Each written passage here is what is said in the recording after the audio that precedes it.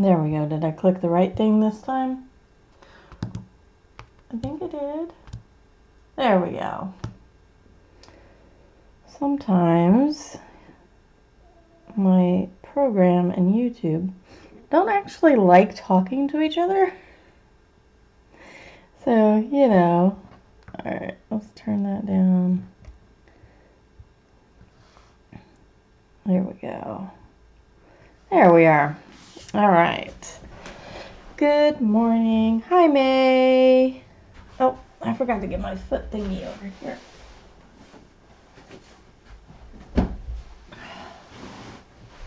There we go. How are you today?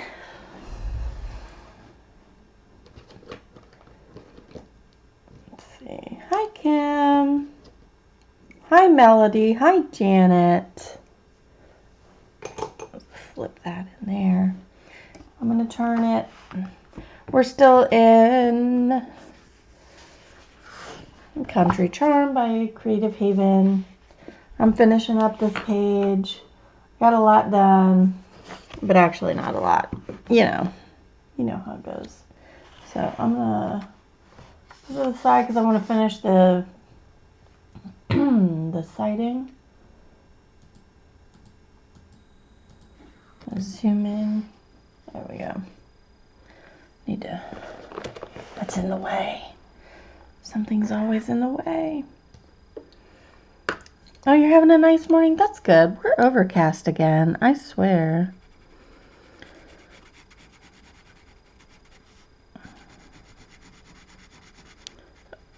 So I'm still using Arteza pencils. I'm using turquoise, Aegean blue, and charcoal. Somebody was like, oh, I forget who it was. They said that the charcoal was like their favorite color because it's like this really perfect shadow. It's like this, it's a Payne's gray almost. It's got like a little bit of blue, a little dark. It's pretty cool. So it's working out really well with the turquoise. So that's just what I'm doing. I binged Jack Ryan on Amazon Prime and colored some of this. Colored the pumpkins, the side part here. I ended up going with grays. I just didn't want to mess with it. I was being lazy. Truth be told. You're probably going to hear my stomach again. I ate breakfast just before streaming, so apologies. I know, it was so good, Kim. I loved it. My husband did not like the ending. Like, he was very disappointed. But he's like, but I understand it sets up the next season. It's like, yeah, I mean, I get that. Hi, Abuela. Good morning. Buenos dias. Oh, buenos tardes. I've had to brush up on my Spanish. My kids are taking Spanish classes. They have specials once a week. They get Spanish. And so I'm like, I have to brush up on my Spanish now. So I've been working on my accent. Binging Paranoid. Oh, cool, Janet. My next one for research for my book is I'm watching Dexter. I haven't ever watched that.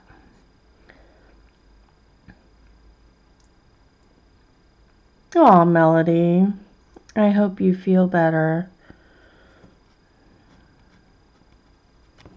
That's what I do when I get a headache. I just lay in bed and wish for it to go away. Sometimes it does. Sometimes it doesn't.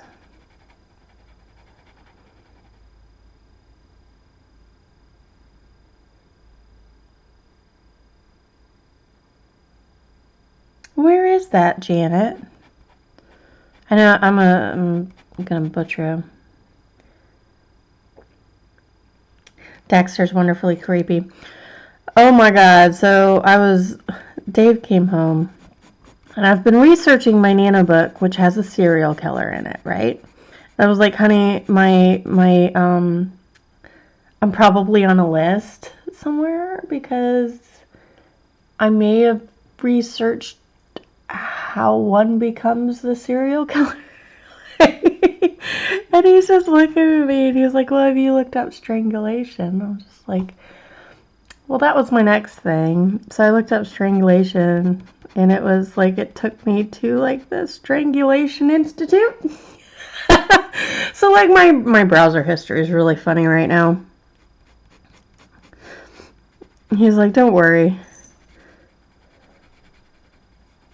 He was like, you're not the only one that looks up stuff like that. It's like, I know, but it's really kind of funny. Off the coast of Spain. Awesome.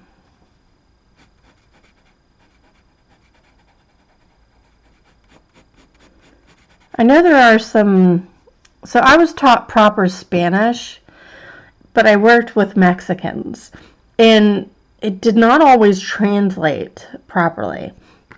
There were some words where they just didn't understand what I was saying, or not that they didn't understand, is that's not how they would have said it. So I'm only on, so don't spoil, I hate spoilers. I'm only on like episode 2 of Dexter. Season 1, episode 2. So no spoilers, but so far I'm digging it.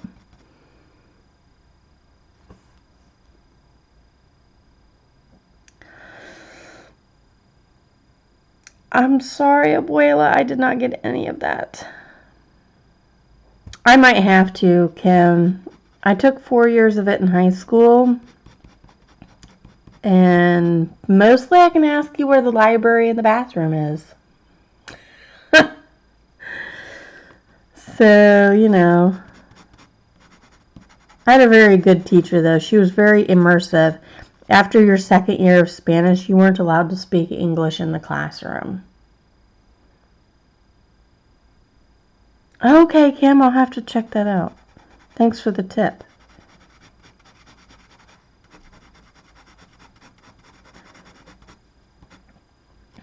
Hi, Kenny. But I love my husband because I was trying to figure out the background for the killer in my book. And I was going to go priesthood. But he was like, no, that wouldn't. He's like, that doesn't sound right. It needs to be something more interesting than that. He goes, that makes too much sense. Or it doesn't make sense or something. I forget what he said. So we were going back and forth, and we were like, okay, well, what about a tenured professor in theology? I was like, well, you know, what's a theologist like? Why is a theologist going to be like murdery? You know. So we spent probably 20-30 minutes going back and forth, hashing out his background and motivation. It was really weird to be creating a murderer with your husband. But it was really, it was super fun. I have to say. This is probably my favorite part of writing, is the coming up with the people and the stuff and the reasons, like why. Because you have to think outside of yourself, because me, that's not, it would never be something I would even think about. So I have to imagine what others' motivations is, and it's very weird. It's a very weird feeling. It's very odd. But anyway, I've been on Pinterest like crazy lately, and there are a ton. I don't know if it's just what I looked up one time or what have you, but I have been finding all these cool color combinations on there and pinning those. Since I unplugged from Facebook and Twitter and Reddit and all of that stuff, I've found I've had a little bit more time to do things. But I've also been Not that Pinterest is any better, but I'm not bombarded with some of the news. And then one of the other mothers at the bus stop, she was like, "Hey, did you hear about that school that has that guy that threatened the kids?" And I was like, "Yeah, I had to stop going online. Like, I couldn't."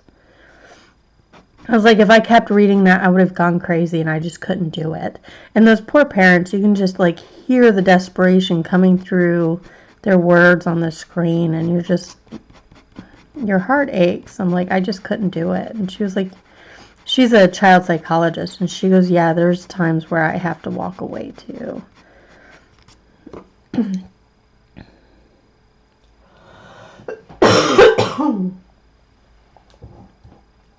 Excuse me. I don't know if my allergies are kicking, or if I still haven't gotten over this cold and it's trying to come back, or what. Like, my nose was runny this morning, and all that fun stuff. Anyway, enough about murderers and unfun things. I keep thinking about bullet journaling again, too. I gave up. I'm terrible at that. Like, I love the idea of it. I love the customization of a bullet journal and, you know, all of that. But the creation of one. My problem is putting it all in a solid book, and then what if I didn't want this page here and I want it actually here? I can't like move the page. But it really can, Kim. Social media really can take you over sometimes, and I was spiraling, and I could feel it, and I could tell in the way I was interacting with my family, and I spiraled, and so I was just like, nope, I'm done. I'm taking this week off. Maybe I'll go back, maybe I won't. I don't know. We'll see. But anyway, like I really want to get. I need to find a thing that's small, like half a book, so like a bullet journal size. Hi Marie. Hi Christian.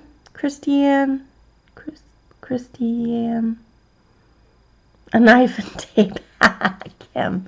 Yeah, but then that ruins the whole thing. But so what I want is something that's like bullet journal size, but it has like a 3-ring binder basically.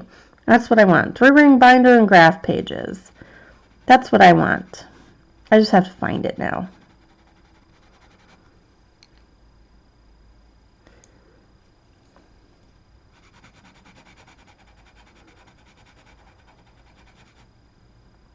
Yeah, so I'm not putting in the right words in the Amazon search, so I need to figure that out. I need to find a brand or something that I can look up or something like that. I'm not getting the... Yeah, May. I haven't... I need to go into the 2 that I mod. I'm afraid that if I open up Facebook, then I'll get back in and not just do the 2 things that I need to do. Oh, really, Marie? Hi, Kimberly James. No problem.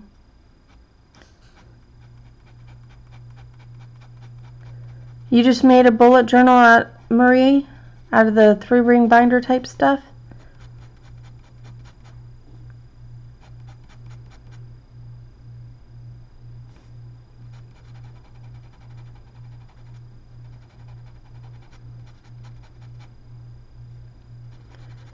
I think that would be cool. Then I can move things if I don't want it there, or if I want it in a different spot. Oh. allprosoftware.com 3x5. What does that mean, Kim?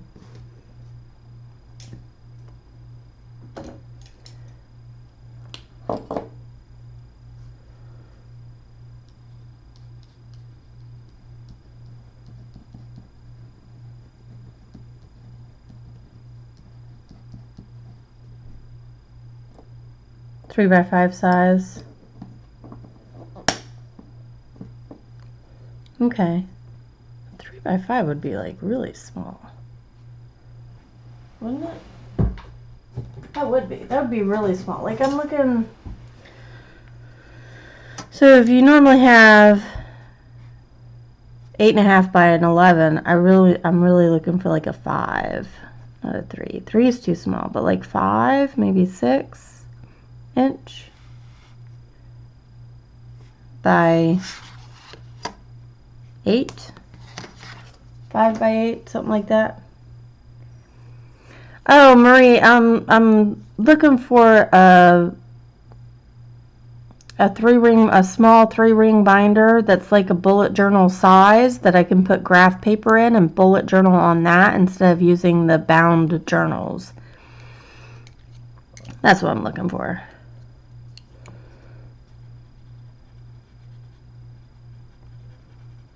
I just don't know, like my Amazon foo is weak. I'm not hitting the right search terms.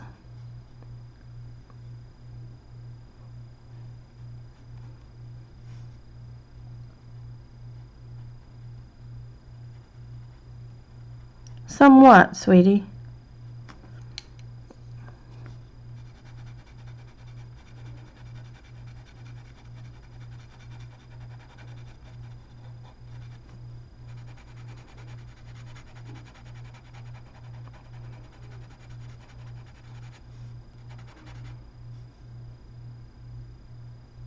No, I don't have the binder. That's what I'm looking for. I'm trying to search on Amazon for a binder.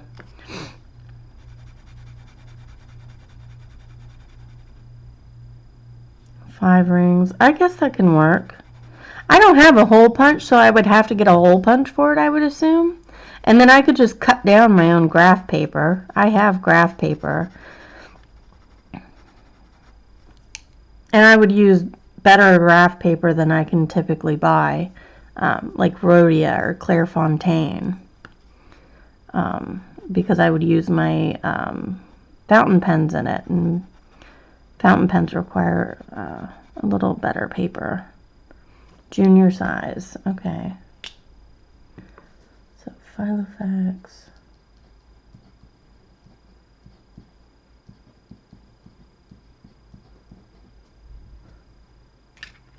Thank you guys.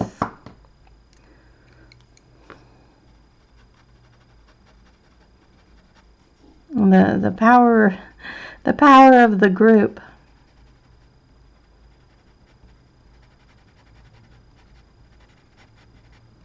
I don't know if I want these leaves to be like fall leaves or if I want them to be green.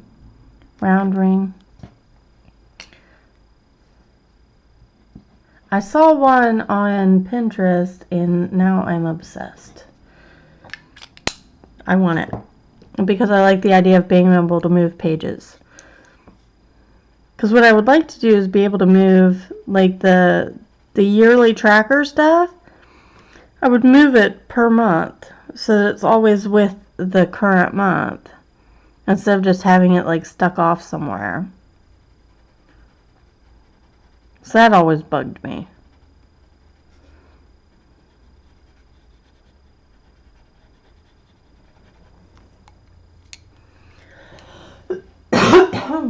Excuse me. I did too much yesterday too. I started working outside and trimming bushes and stuff.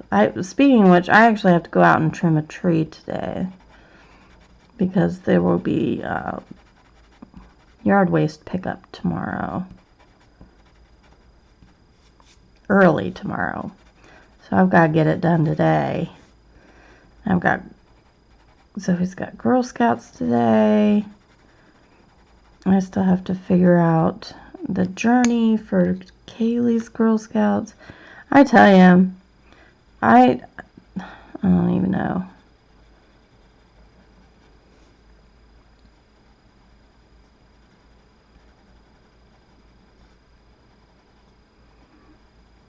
I don't want all this responsibility.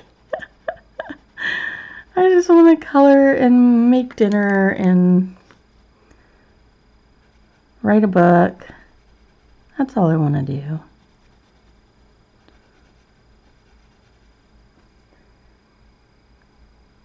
Oh, well, that's super cool, Marie. That is super cool. I am not that talented. I have looked into it, though. Book binding and whatnot. It's super interesting. That's awesome, Marie.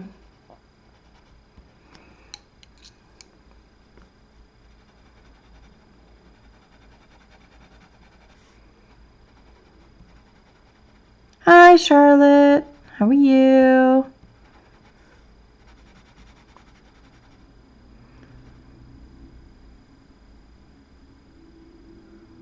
Oh, I don't know, Christy. I'll have to look that up.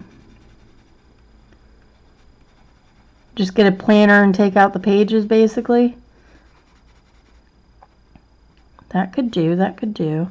Look, I'm missing a line. This is killing me. Where's my... There it is. I was looking for my 005 liner. So, line... There. Then there's no lines over here. Why is there no lines? There should be another line right about here. Then there should be this line. This. A little bit thicker.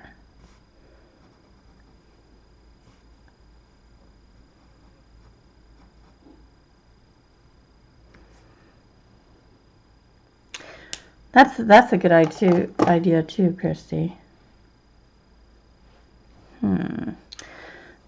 Now I have something to think about. I might go check. Ooh, you know where it might be a good place to check is Target. Target might be a good place to check. Because I looked at Hobby Lobby and I just didn't like they had nothing. It was really sad. It's like they consolidated everything into a smaller area to make room for Christmas stuff, and like they did not have a whole lot of anything.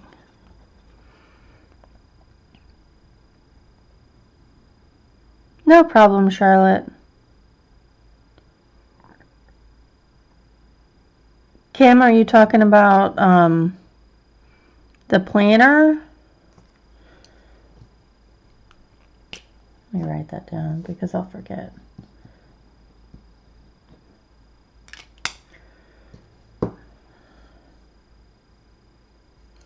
You saying they have planners and all sorts of fancy stuff?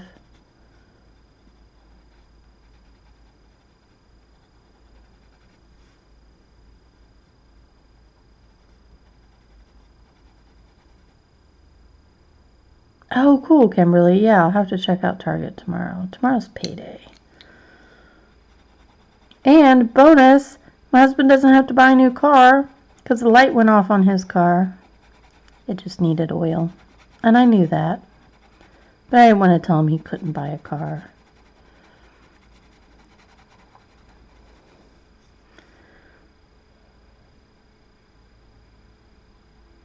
There you go, Kim.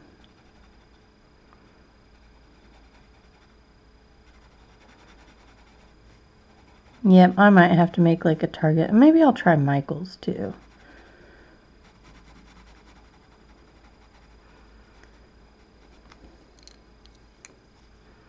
I like all the stickers. And the, what is it? The washi tape. Hold on. I've got, no, not that one. Where are my little washi tapes? I've got these little washi tapes, these really thin ones. And I bought them for journaling and then I didn't use them. So I want more of these little ones. I think those are cool.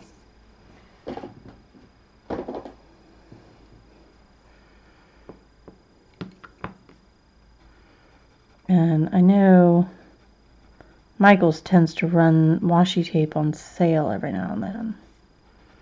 And then, you know, you've got your discount, your coupon. Which, believe it or not, Hobby Lobby has the same coupon deal. I got 40% off the last time I was there with a coupon. Hi, Robin. You going somewhere, sweetie?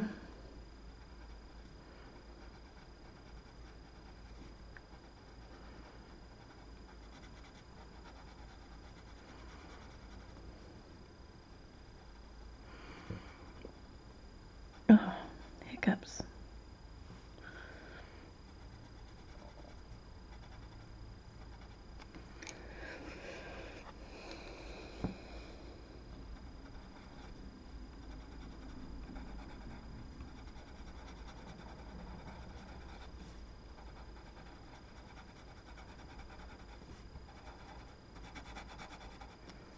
Oh, I itch.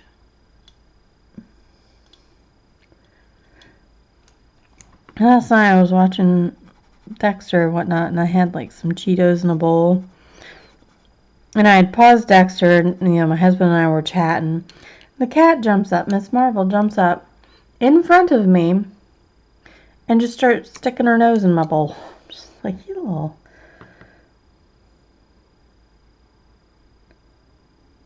Oh, no problem, Robin. I get those days. Lurk away.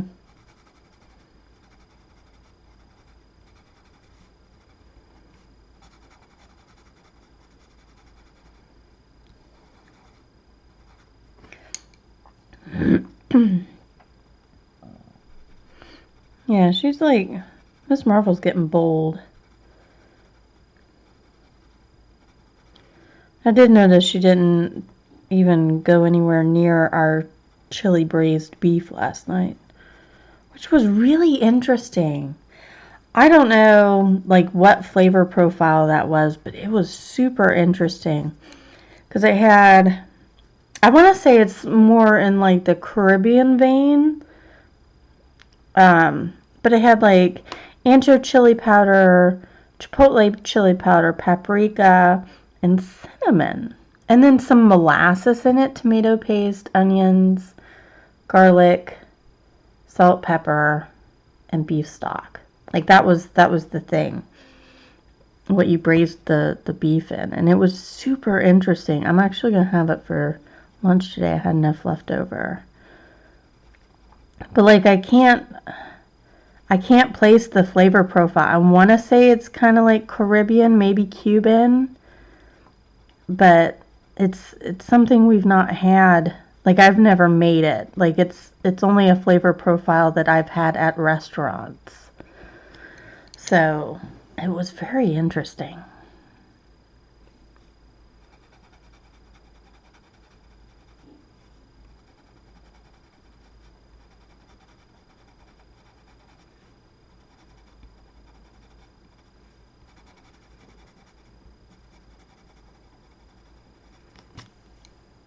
Yay, that part's done. Let's zoom out. Figure out what I want to do next. I'm pretty sure I want to do the brickwork. So let me put this away. Excuse me. I'm really have an issue with phlegm in my throat.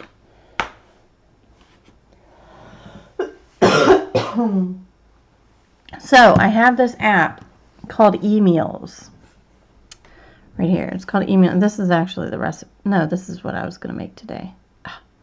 So it's called eMeals, and it gives you like a shopping list.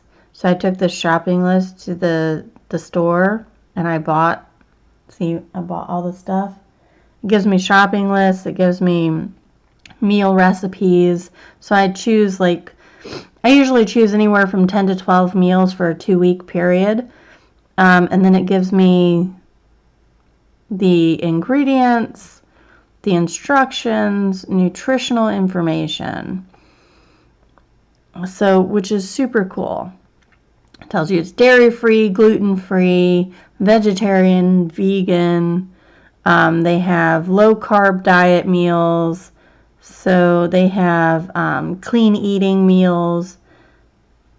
So let's see. So you just go in and you look at all the things and then you add it to the list and it automatically adds everything into the shopping list. And it's super cool. And I got a free 2-week trial. I was like, well, if this works out, I'm going to use it, right? It worked out. I completely forgot and I ended up paying $60 for it. It's worth the $60 to me, but that is a very expensive app, in my opinion. I wish it would have had like a monthly thing so I could like just cancel it, which is what I thought it was going to do, but then it just flat out charged for the whole year. So be wary of that. But I love it. It's the best meal planning thing I have found. Hey, April! So I'm looking at my brickwork and I am totally going for garnet because look at that. Isn't that gorgeous? Garnet. Garnet. I haven't used garnet yet. I haven't. So I want garnet. Maybe even passion fruit. And then I'll take the dark chocolate. Or no, I'll take cinnamon, dark chocolate, and garnet.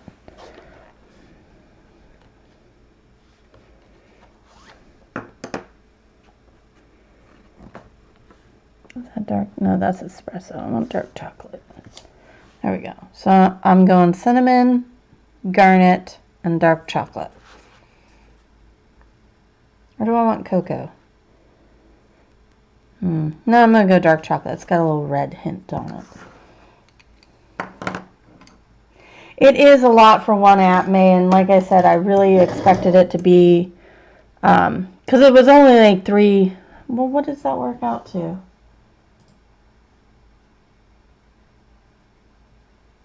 Where's my thing? So 60 divided by... It was only supposed to be $5 a month, $4.99 a month. Which is fine, I would have paid that no problem. So, I'd have paid it either way. This way I paid it all in one lump instead of, $5 a month. Aw, Janet. I was talking emails, April. Yes, a food app.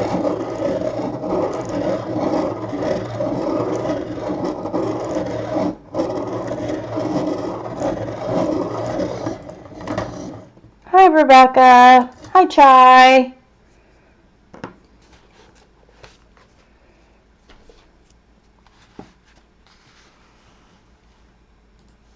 So I'm going to zoom into the brickwork down here. Hi, Elizabeth. How is everybody doing? I've got my sharp points. And again, I'm using garnet, cinnamon, and dark chocolate. And probably not, Janet. Probably not. But I tell you what, this app has saved my frickin' hide on more than one occasion. Because I get in slumps where I'm like, I don't know what I want to cook. And then I just open the app and I'm like, oh, there's a whole bunch of stuff. And they have kid-friendly meals. I mean, it was a big lump and it was hard to swallow, but at the same time, I think it's worth it. So, Hi, Galena. Oh, boy. That is something to poop you out, isn't it?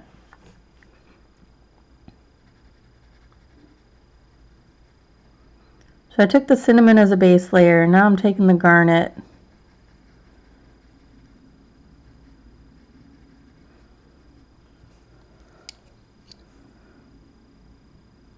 Oh, I know, Chai. I'm waiting for rain. I'm hoping it doesn't rain because, like I said, I really need to chop down my myrtle. I need to, just take it down. Take all the... Decapitate it. I need to decapitate my myrtle tree.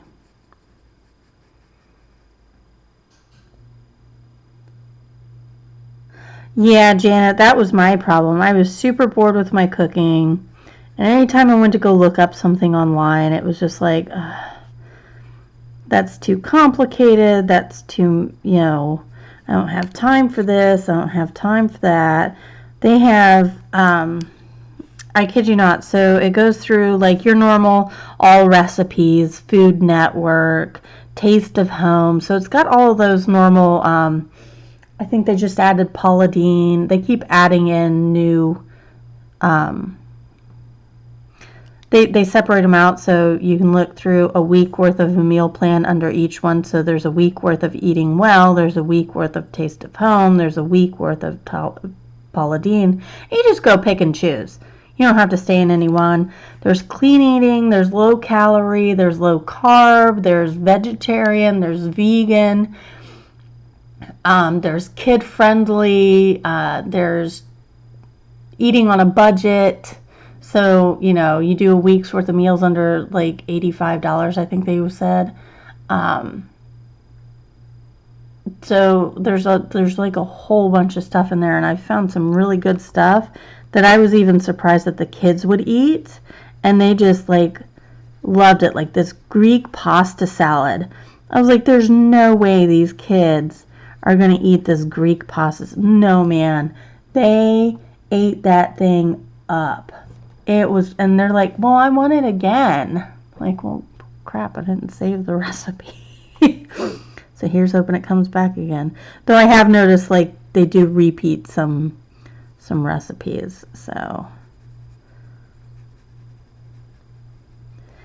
Not that I am affiliated with e-meals at all. But, like, you can do a 2-week trial. If you don't like it, just, you know, uninstall or whatever. Oh, wow, Kim. Yeah, that's got to be a change. Yeah, and you can either choose for 2 or for 4 to 6 people on it too. So so far it is working out very well for myself and my family. So I'm not terribly miffed at the price tag.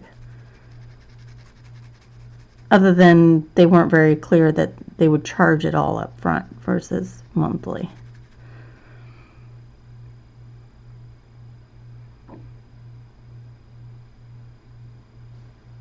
It is hard to adjust, Kim.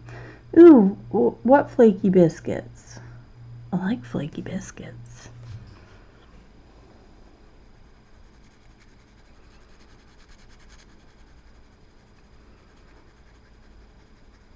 I'll probably do some gray mortar in between. Might just take a marker and do that, and then get a dark gray and shade it. Oh, I bet, Kim. But you know what? I don't. Every now and then, like I'll make something that I know they like spaghetti. But most of the time, like they ate the chili braised beef.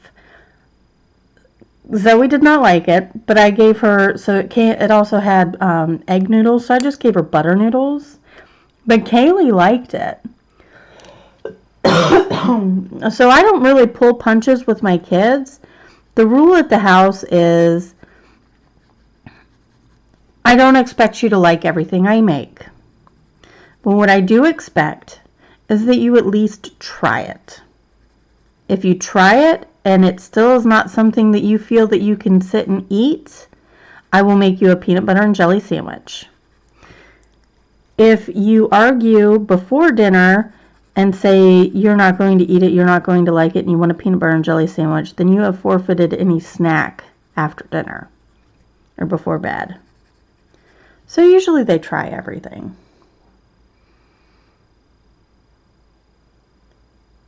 Oh, Janet, my sister's a potato.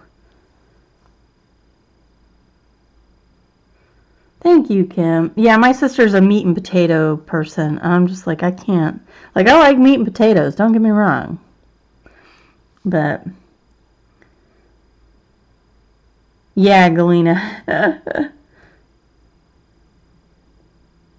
That's not cheating, April. I've looked into them. They were just not economical for people.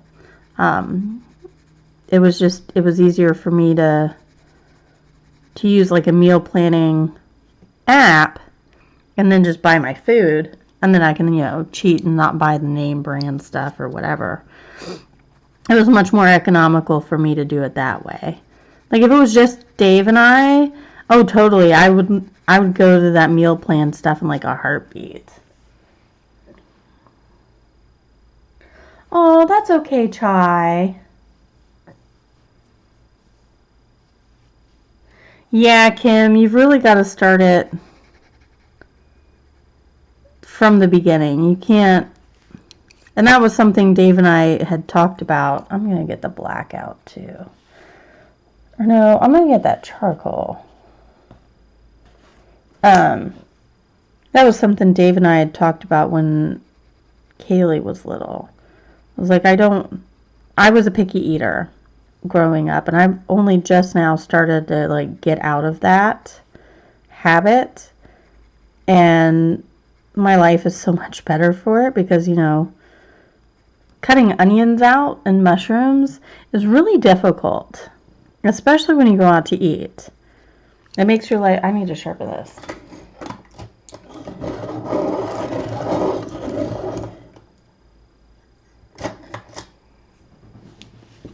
All right, Galena. But yeah, we had talked about it. I was like, I don't want my daughter to be a picky eater, and Dave will try anything. I was like, I don't want my kids to be picky eaters, so we agreed on that from the start. And it has worked out quite well. Now we've had to adjust about how the rules work, and it's only just recently we got into that peanut butter rule about, because they would take the peanut butter and jelly and then they would go have their snack, and then they would ask for a snack again, and it's like no. So, or they'd ask for the snack with the peanut butter and jelly, and they were trying to take some advantage of it. So,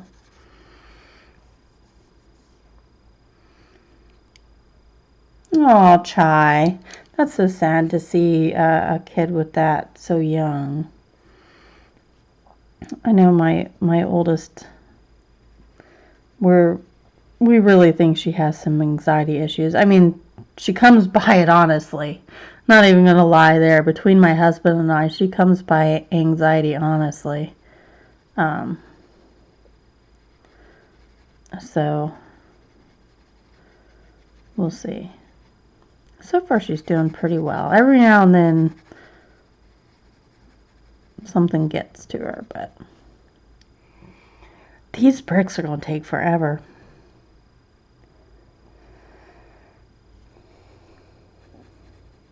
How old's your son, Chai, if you don't mind me asking?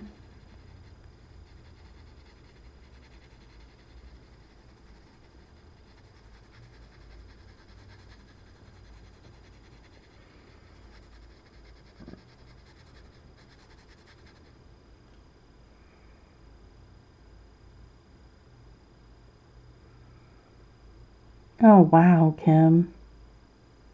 12. Oh, so he's hitting all that fun stuff too. The emotional roller coaster of puberty. Yay.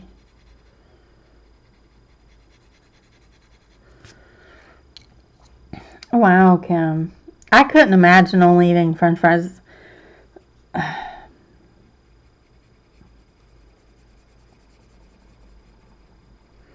Was it one of a family member, I'm not going to like call out, but when Kaylee was younger, she would, I don't want that, I don't like it, especially at like Thanksgiving or something, or Christmas, or whenever we had like a family meal. It's like, I don't want it, I don't like it. And the family member would just be like, oh, okay. And I'm like, no. She has to try it. Because she hasn't had, like, it would be something she hasn't had before. Or you have to remind them, they're like, well, did I like this before? I'm like, yes, you like, I don't understand why you're being funky about it, because you ate ate it like crazy last time. Oh, okay.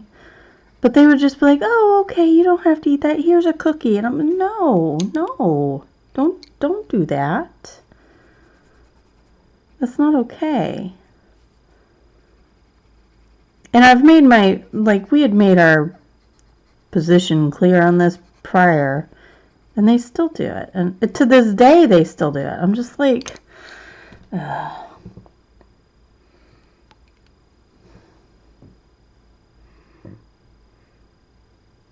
yeah, that's tough too, May.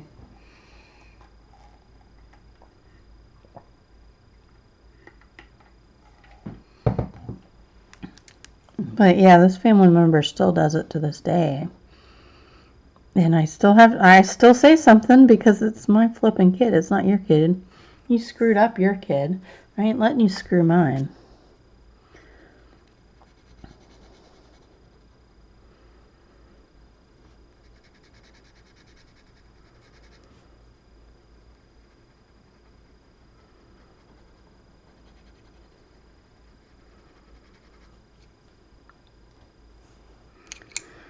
Oh, see, my mom, my mom will not have any of it. She does you have to try it too.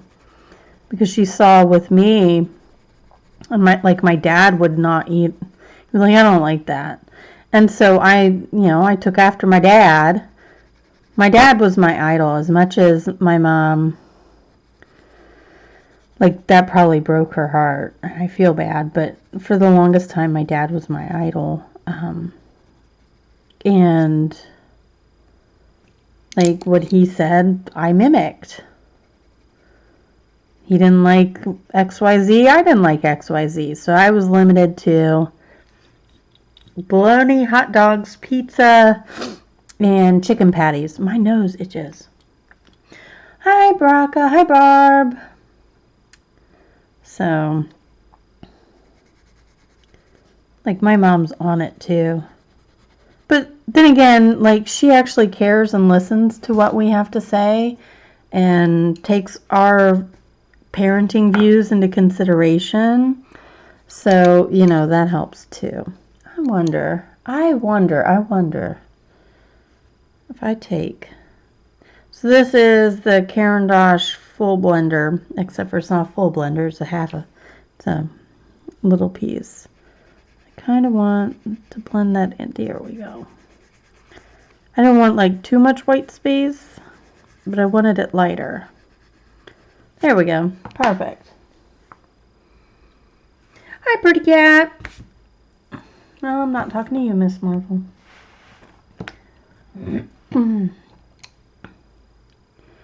So, I love my mom. She's awesome. And I can bounce ideas off of her when I'm like, I want to try this with the girls, or I want to, do you think I'm being crazy when I'm getting upset with them over this, or, so, I love my mom.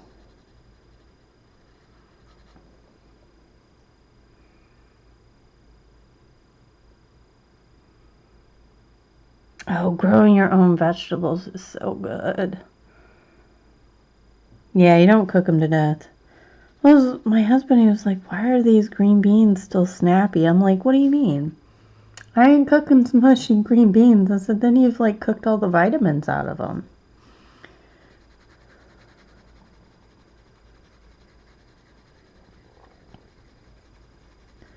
You cook them too long, you cook all the vitamins. Oh my gosh, my nose. It is like super itchy. Very, very weird.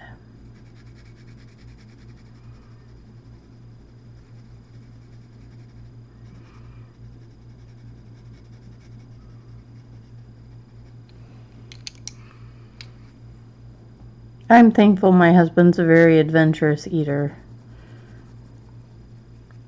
because it allows me to be very free with what I cook.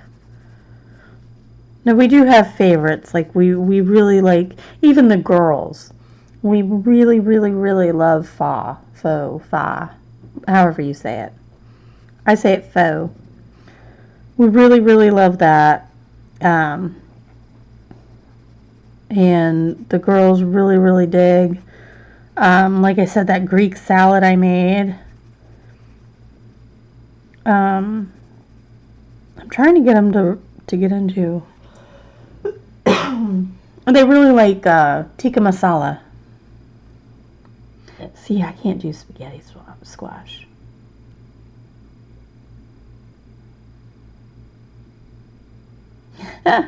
April.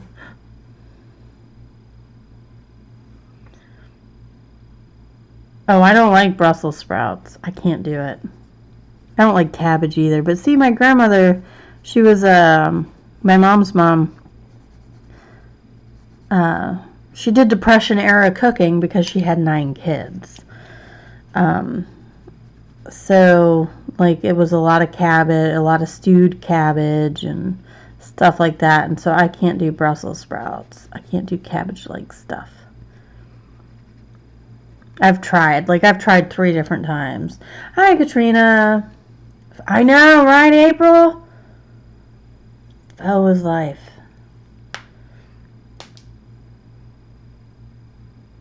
I did, Kim. Try them sauteed with bacon because, you know, bacon makes everything better.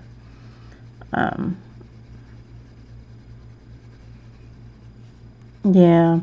I just don't like, that's the one vegetable where I don't like it.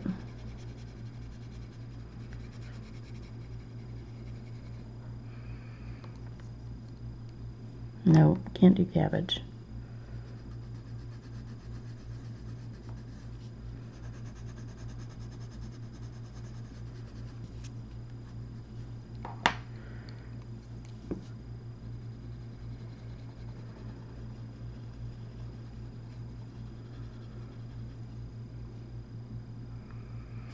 So it's like is it Vietnamese? What is pho? I make my own, so I cook my own pork. I do a really nice like soy, ginger, anise, touch of cinnamon, rice wine vinegar, sesame oil, sesame seeds. And do all that in a slow cooker and just like until it just like peels apart. And then the broth, I tend to buy the broth. I actually use a miso paste in the broth. And then I use udon noodles because that's my girl's favorite.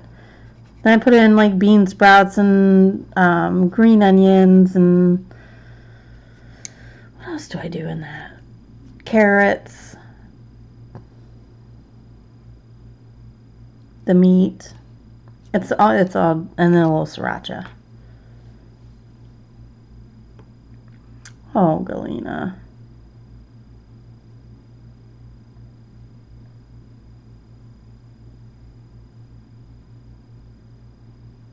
Yeah, see, April does it better. Or explains it better. But that's how I make it. I make it for us, basically. Every now and then I tweak the recipe a little bit. Or try different broth. But I think the miso broth works out best for us.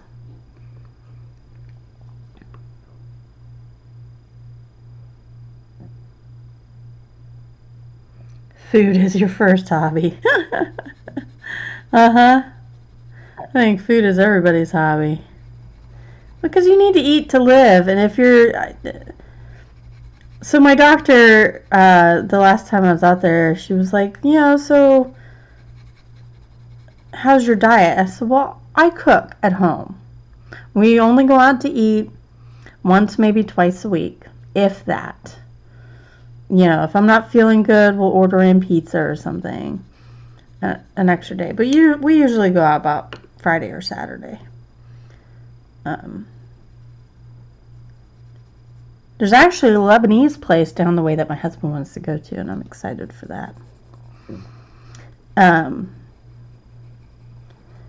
But I was like, look, I don't cut my butter back. I don't use fat-free oils. It's like I try to watch portion size, and I try not to, try to eat smaller meals more frequently. So I try to watch my calorie intake. If I know I'm going to have a big dinner, I don't eat so much lunch, or whatever. I don't eat a lot of breakfast and lunch, and I'll have a bigger dinner. I was like, that's how I watch.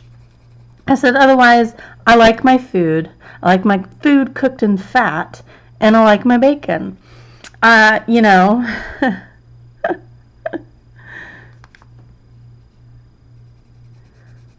She was like, I understand.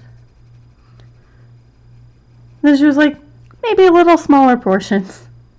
It's like, yeah, thanks. But I try to cut down on like the sugar and all that stuff. But still. Like, you do more cooking and eating in your life than most other things. And why not enjoy it? Why make it hard? Why make it unenjoyable? I'm sorry, Kim.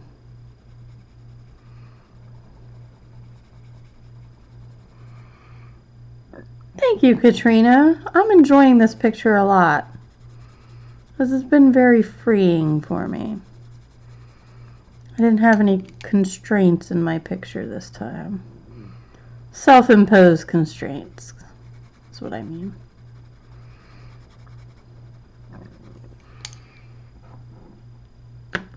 Yum, Galena. I had cinnamon swirl bread and bacon and grapes. It's been my breakfast the last 3 weeks. Not 3 weeks, 4 days. What am I thinking?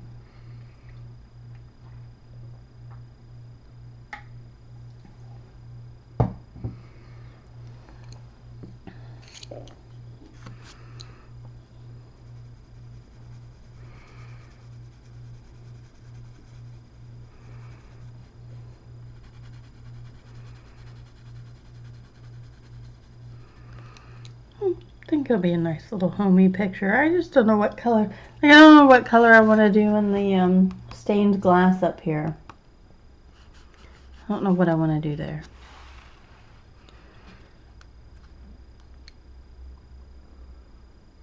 Thank you, Katrina.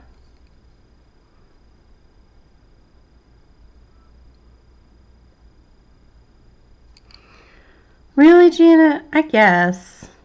Even when I worked, I still cooked every night. Well, not every night. We went out to eat a little bit more often. But I was also pregnant and I didn't want to cook. But I have noticed that cooking at home is not. Used to be, so when Kaylee was she in preschool? Yeah, I think it was preschool. She brought home this paper, and it was like, what do I want to be when I grow up, etc., etc. And it was super cute because she put down, she goes, I want to be a cooker like my mommy. Oh.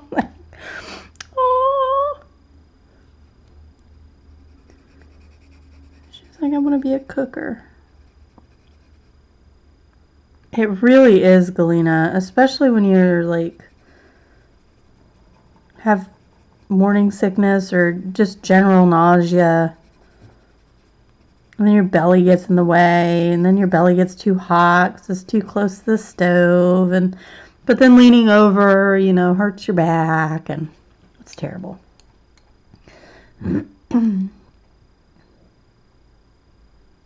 It was sweet, Janet. It made my heart melt. She's a cutie. They still want to learn to cook, so every now and then I pull them in when it's not something. Lately I've been cooking kind of dangerously. A lot of flying hot oil and stuff, and so I don't let them in the kitchen when I start doing that stuff. Like for baking, like I let them help me bake and do measurements if I need them to like stir something up. Zoe loves making her own scrambled eggs.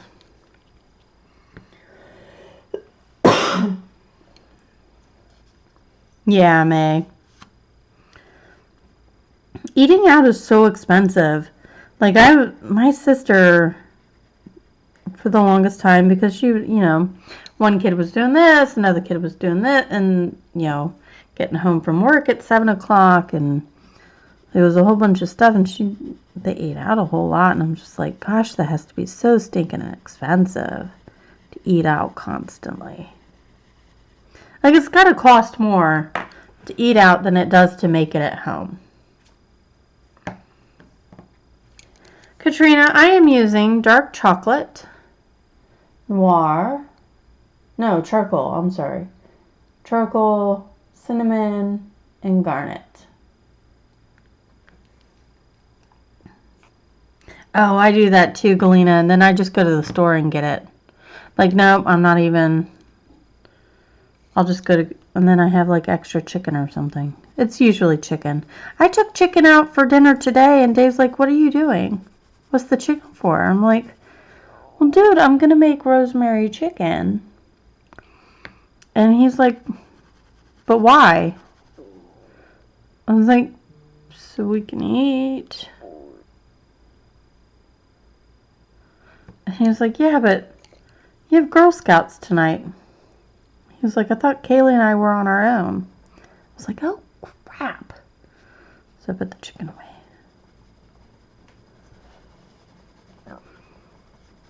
When I'm on top of it, I don't need it.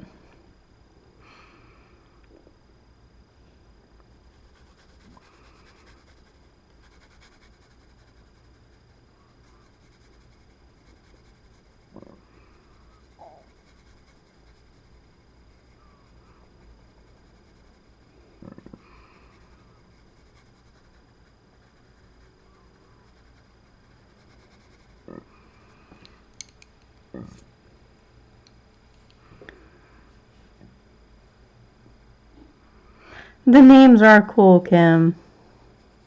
They do have some very cool names.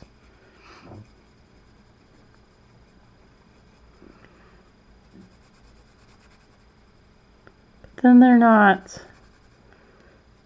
I know I've ranted about the naming conventions before.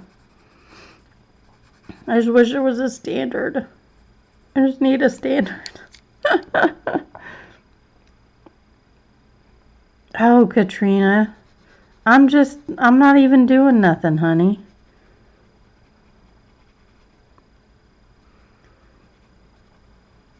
I don't even know what I would say. This is... Well, thank you.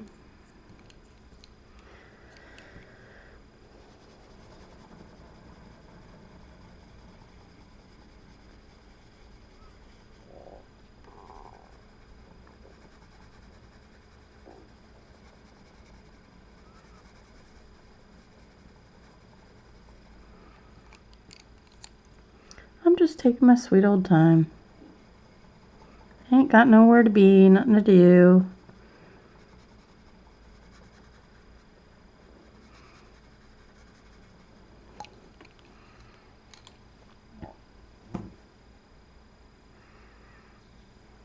You guys are killing me.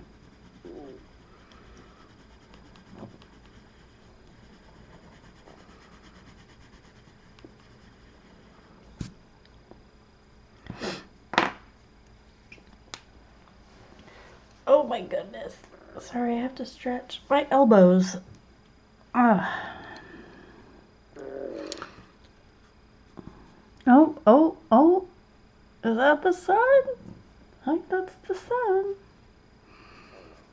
The sun came out. I'll be darned.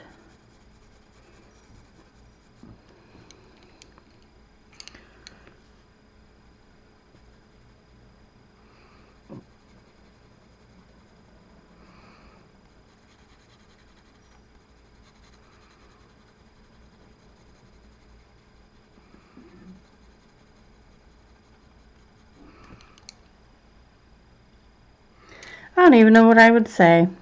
I mean, you guys are watching me do it. I'm not doing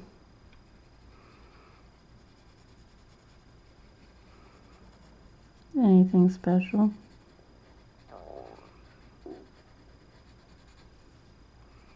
The entire front of my house is nothing but bricks, so I've been looking at brickwork for a while now.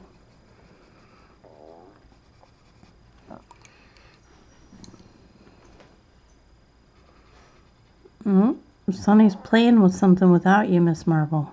Do you hear that? She's playing with something without you. Oh, it sounds like she's got a fly.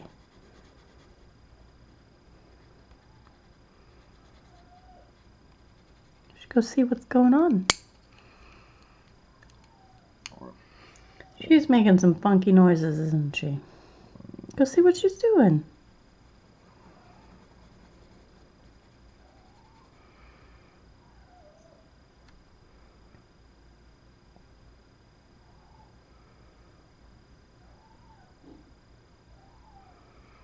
Oh. I'm terrible at that. Sonny, what's wrong? What? Hold on, my cat's making funky noises. What's wrong, Sonny?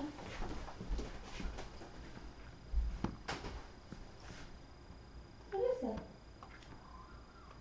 What? Did you catch a fly? Huh? You sure did.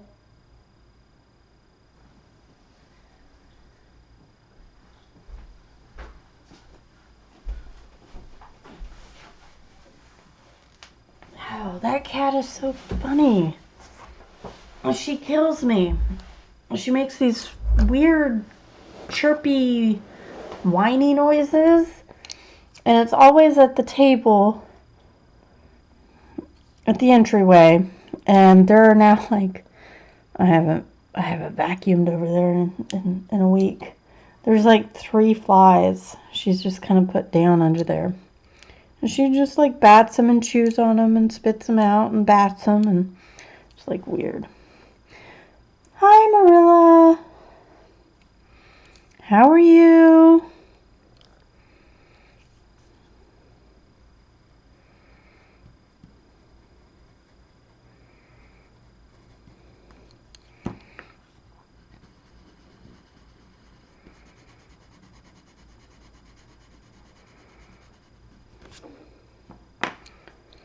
I don't know. Guys, I find experimentation to be the best teacher. I mean,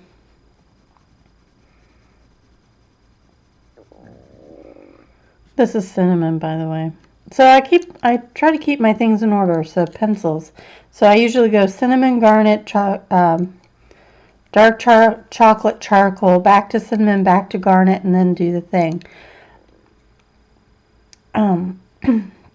I get a rhythm going. I just keep going with it.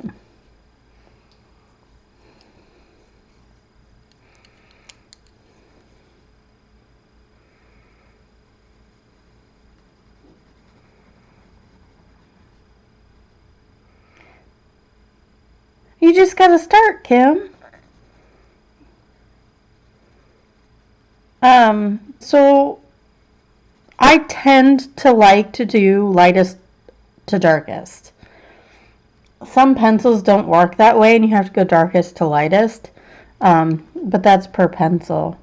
You just gotta get a feel for what works for you, because what works for me is not necessarily going to be what works for you. So I can say what I'm doing, and that's all fine and dandy, and you know, you can get an idea off of that. But oh, I see. I messed up my order. But really, you got to get in it and do it.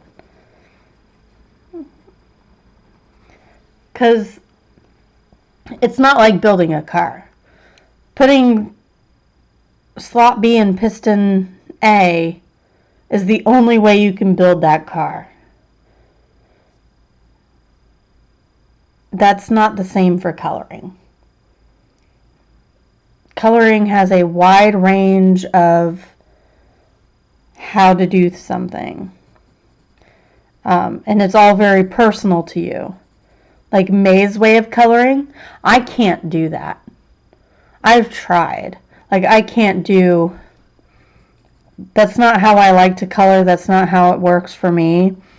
And so I just do me. Oh, Janet. I'm sorry, sweetie. You didn't get the whole pack, did you, Janet? Just a couple, hopefully. I hope you don't get the whole thing and then you don't like it. That would be so sad.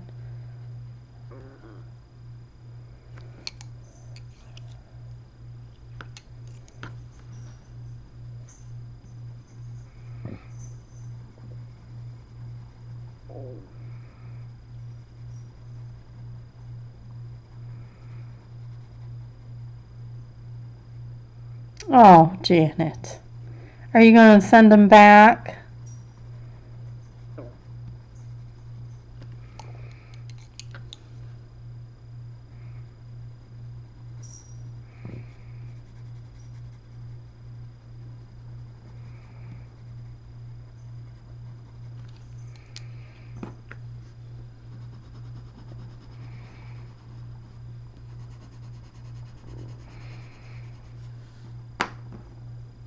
Yay, Kenny. I hope you like them.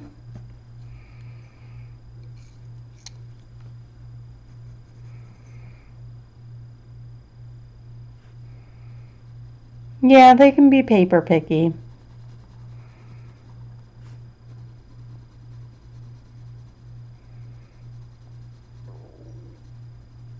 Like, I don't like Holbein's and Zelm Nova.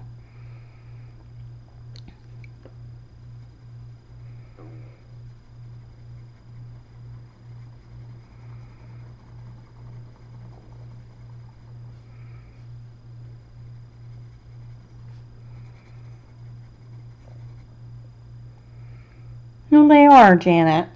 They are an entire different beast all into their own. They're very difficult to get a feel for. I still haven't quite learned my Holbeins yet.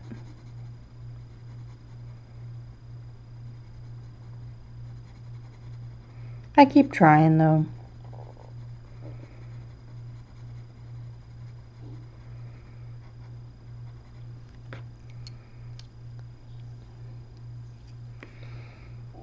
They're all right in, what did I use them in? I was using them in Daydreams. They're all right in there. They're not too bad. They need paper with a little tooth. But not like Create Space paper tooth.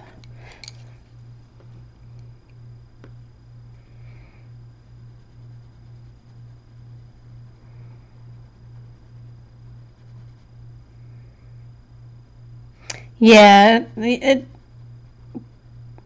learning a new pencil can be tricky. But once I clicked with one set of pencils, it was easier to click with others. But I've had a hard time with the Holbeins.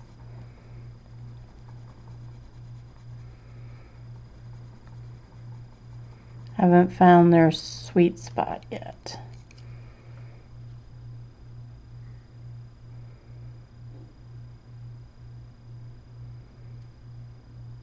Oh, the Pablos I find act just like the polychromos. Just slightly, they're slightly more opaque.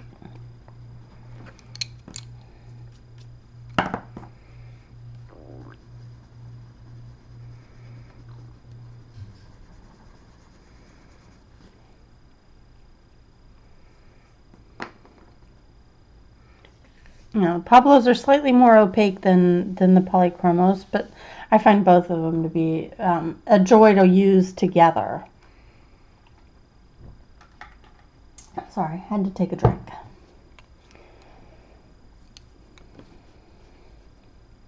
So what I'm going to do is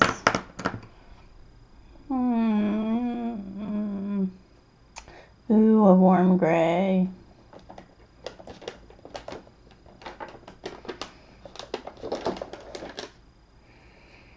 Is that warm? That's warm gray 1. Let's see.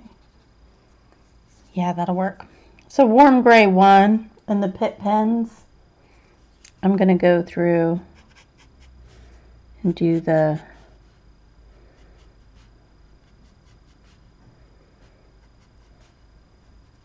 mortar.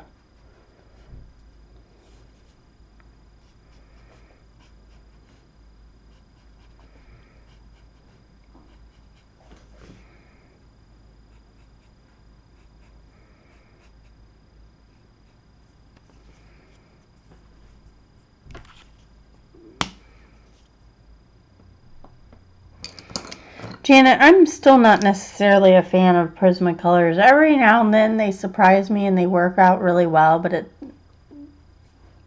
it's got to be like a special combo. They are not my favorite pencil. I always end up with too much color down and not able to layer enough.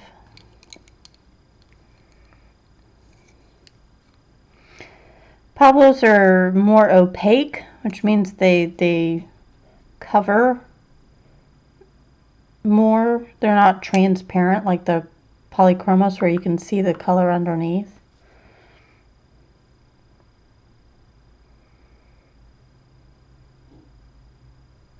Oh, Kim, that would be fun.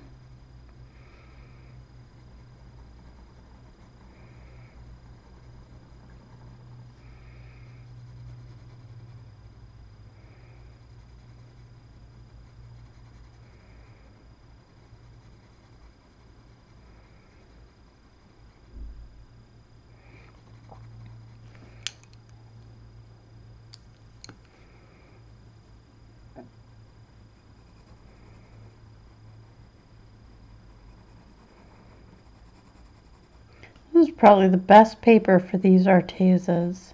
This is the most well-behaved they have ever been since I got them. I wasn't talking to you, Alexa.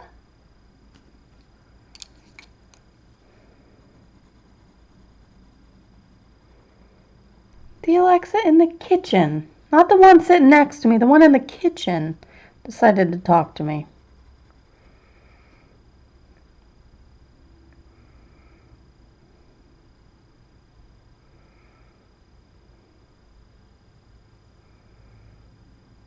The colors of the Holbeins are amazing, aren't they?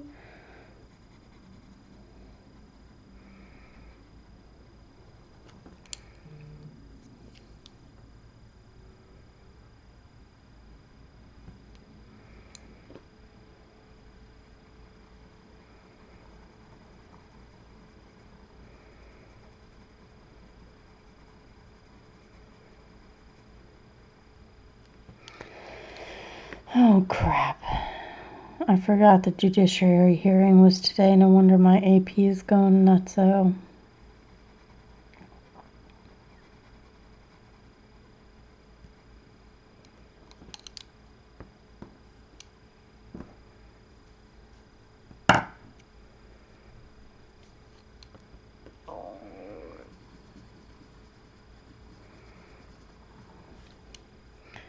But really, Kim, you should pick one pencil and learn the characteristics and how they work and how they layer and how the colors work together and how they work on top of, like if you prefer putting a marker medium down, how they work on top of marker. If you prefer watercolor, how they work on top of watercolor. And if you pick, like I picked polychromos to be my focus as to learning my style using them. And then it's easier to translate it to other pencils. Oh, that's cool, Kim.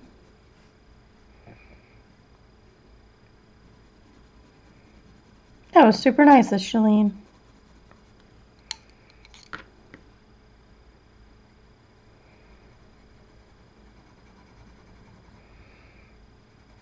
I really feel like I should start like focusing the upper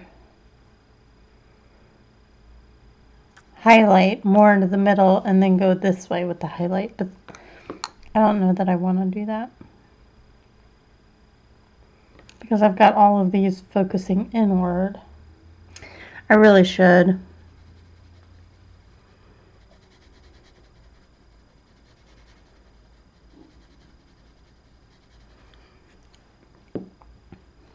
She is, Kim. She really is.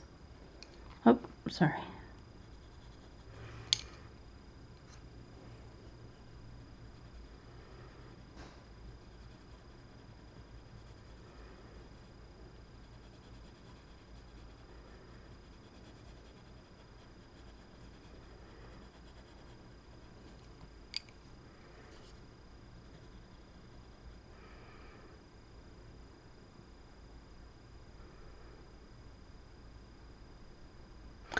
Yeah, Janet, they have a lot of wax buildup. It's difficult to get a lot of layers down on them. What paper are you using them on right now, if you don't mind me asking? Not that I necessarily think it's the paper's fault.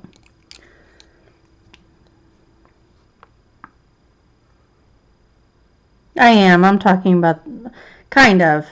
I'm trying to follow the way I have my shadows going. But I don't really have like these all have the light source coming from here. But these are all over the place. This has it here. So right now it looks like my central light source is right here. So I'm debating, you know, moving, but then that wouldn't make sense where I had it right here. It should have been on this other side. So I don't think it really matters.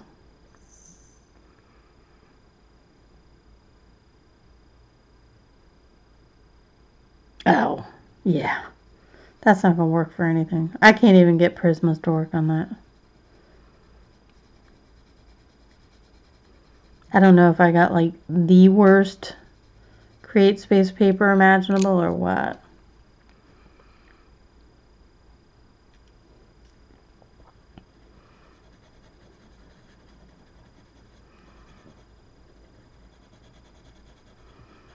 And if I tried to use markers on it, and like the markers just bled like crazy. It was so nuts.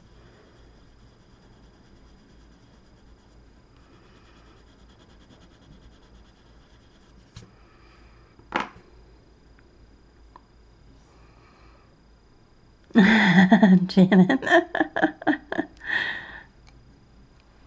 You got the worst paper? Oh no. Was yours printed in Maryland too? I think that one was printed in Maryland. Oh, Create Space is awful. Though there is rumblings that Amazon is looking to offer different paper options. And I don't know if that is for the customer or for the author. But I have heard rumblings of that.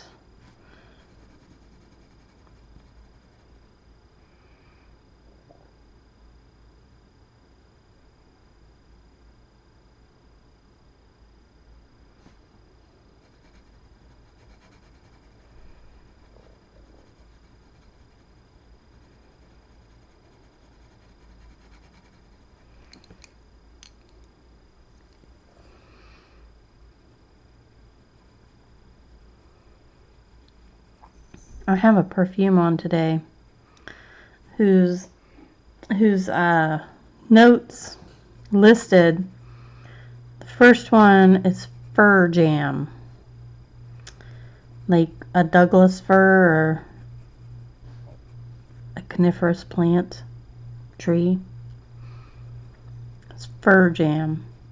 I kid you not. I didn't know fir jam was something I would love until I put on this perfume. I was like, well, now I have to have fir jam. Great Britain. You heard it was for the illustrator that would have the choice in the paper. and I've said this, and I've said it to Amazon, I would be willing to pay $1 or $2 extra to print on better paper. I just hope that they don't jack the price up so much that it's unreasonable, only to have moderately better paper. Like if it was like the best paper, like really, you know, Bristol or colored pencil paper or some really heavyweight paper, okay, we can talk. But if they're just like stepping up to like 65-pound cardstock that you can get really cheap from Amazon, I'm not going to be hyper impressed. Nor am I going to buy it. Fur Jam. It is, I don't know what it is. It is this indie perfumer's creation, and she calls it Fur Jam. She's put it in a few perfumes. This is the only one I have. But it smells delicious. It smells, I don't even know how to describe it, because the composition of the perfume has Fur Jam listed, 3 honeys, honeysuckle, strawberries, and blood orange. Oh, how awesome is that? So it's got a few other things in it, but the Fur Jam sticks out the most. It's taken back some of the bite of fur. You know how you sniff fresh pine, and it's got this really astringent, sharp scent to it. This is like eased that out, but you still get that nice evergreen scent. It's very weird. At least 65-pound, yeah, Kenny. But what I'm saying is, if they jack the price up astronomically, and they're only using 65-pound paper, I'm gonna be mad. Is what I'm saying.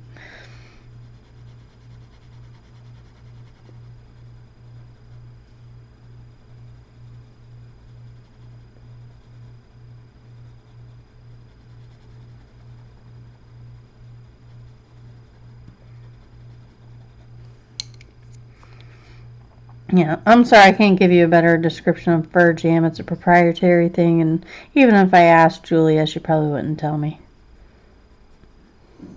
Other than give me a little smile and a wink.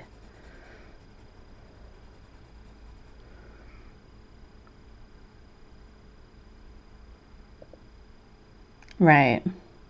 Because then you'll just have authors who print it on, or have it printed on the Create Space paper, and not go to the 65-pound paper or whatever they decide, because it's too expensive then.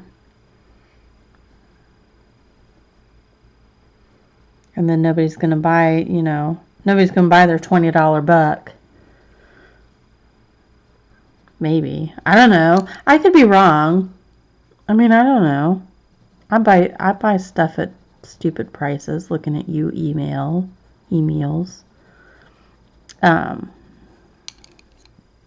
For convenience.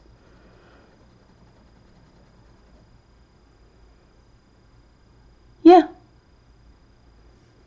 No, it's FIR. Fur, as in an evergreen. FIR. But otherwise, yeah.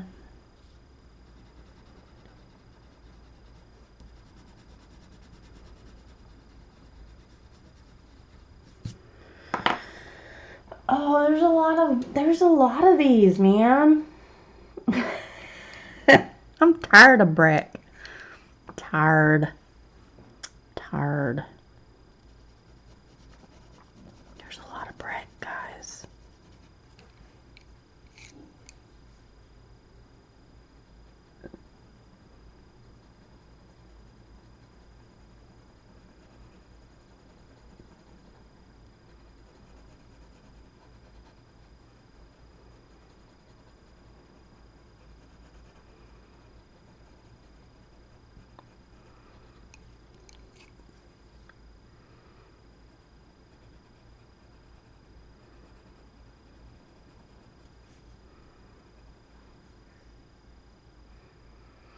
Yes, but then Kim, I'm gonna have these pencils sitting out. And then my cats will bat them onto the floor. I've ran out of like places to put pencils for stuff I'm working on. So I have to finish it. Also, I'm one of those people, I have to complete the thing I'm currently working on. Otherwise it drives me batty.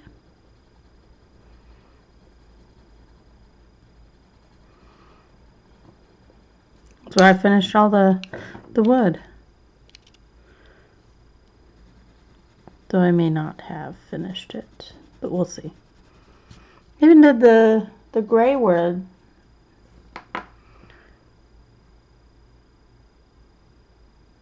The Derwent pencil buddy. Yeah, but I've got it full of stuff. Like I've got stuff in it. And then I've got, but that's for a different project. So I use the Derwent pencil buddy keeps my like weird blender stuff. And then one project, and I've got another project sitting in this pencil holder. And I've got another pencil holder somewhere else that's sitting with another pencils. I'm full.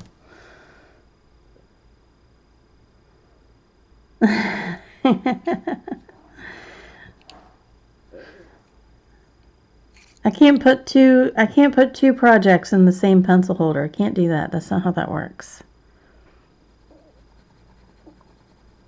So what if I mix them up?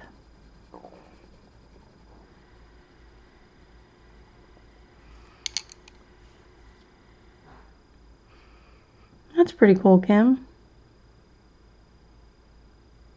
Yes, April. Exactly. I feel the exact same way. I don't color it the same way if I put the pencils away and come back or whatever.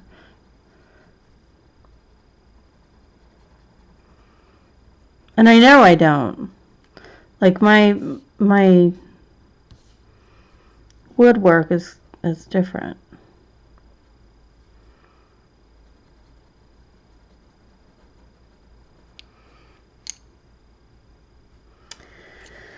Oh, Kim, I just have to deal with it because I'm too all over the place on some stuff.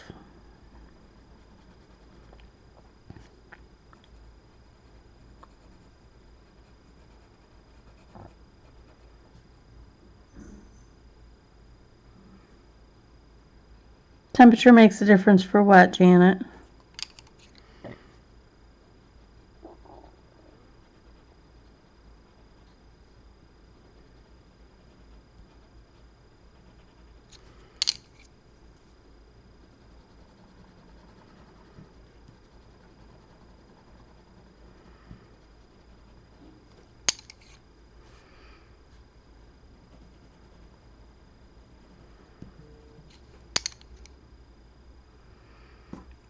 Oh my goodness, they need to just like stop blowing up the news already.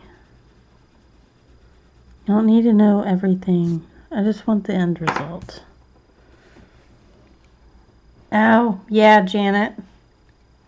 That does, but not too much on it, like if you're in the same week or whatever, unless your temperature just like really, really fluctuates. That's an overtime thing. But yeah, my pencils lay down different in winter than they do in the summer for sure.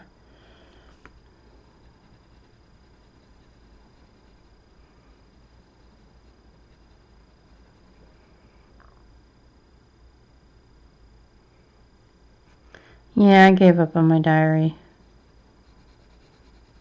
I'm terrible, I have to say.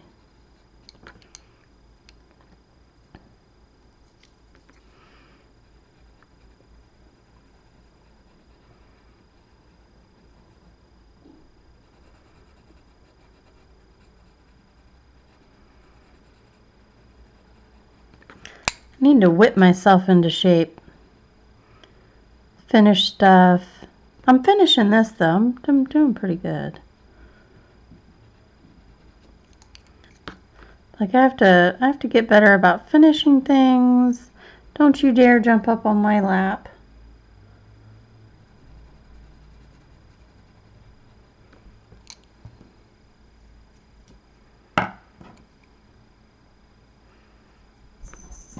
Oh, so you're going to jump up on the back of my chair. Awesome. Kitty, kitty. She's like, no, leave me alone.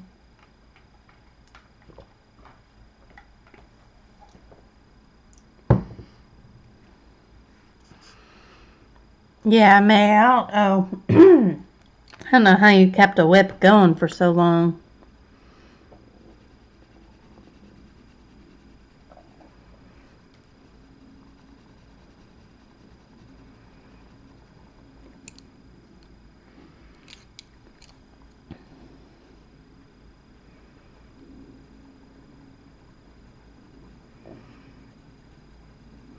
I get too easily distracted by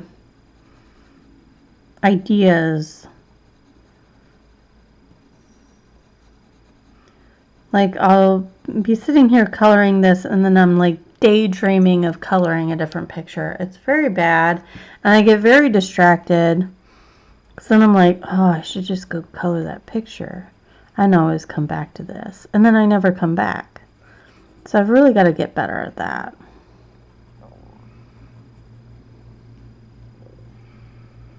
Yeah, that was super amazing, May.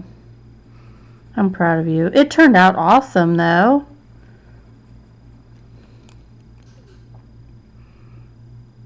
There you go, Kenny. Yeah, I could do 2 at a time, but I just need to get better about finishing. I don't have ADHD, or ADD or any of those attention deficit disorders. I just have it's my own quirk where like the new and the shiny and the different catches my attention.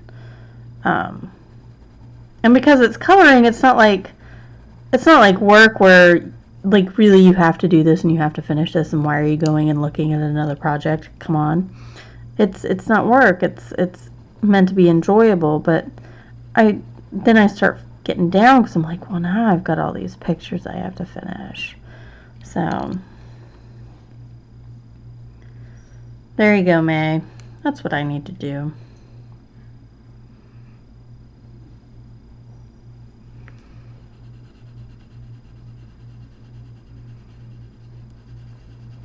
Oh, I remember what I was using Holbein's in. I was using an Ivy and the Inky Butterfly, and it works out great.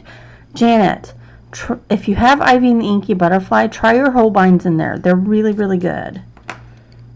I just happened to look up. I know, May's got some awesome coloring.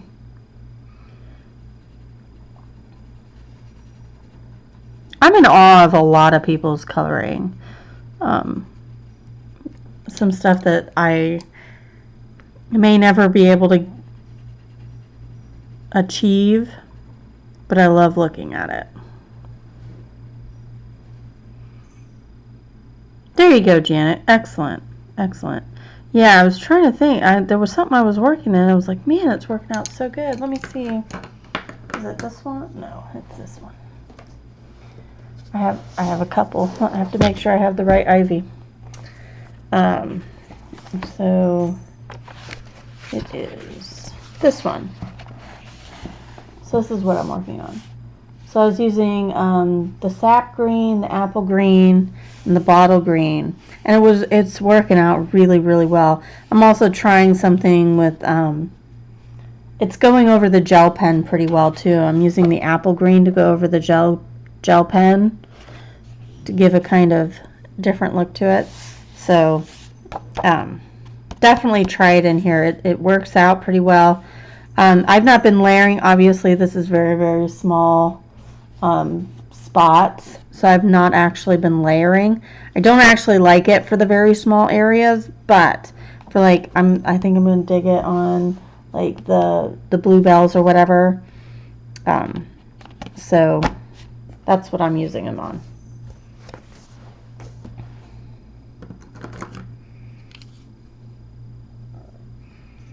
Oh, Janet. I've done that on accident too. Not on necessarily May's video, but I've done it on other people's video. I'm like, no, that's not what I meant.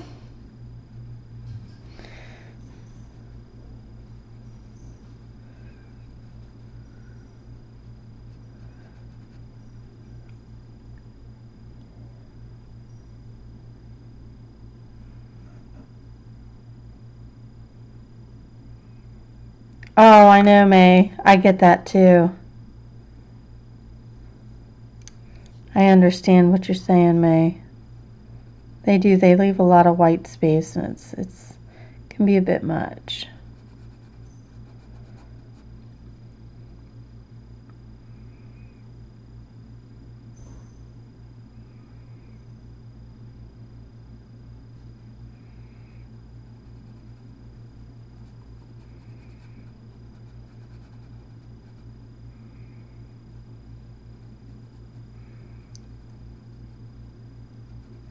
So you use a white pencil to color in the white? Is that what you're saying, Janet and May?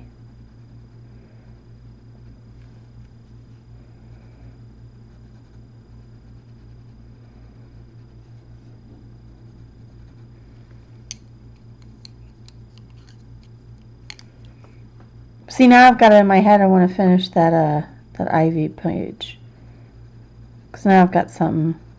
I didn't have much beyond what I've done already, so I kind of stopped. But now I've got something else in my head, and I want to do it. So I need to finish this.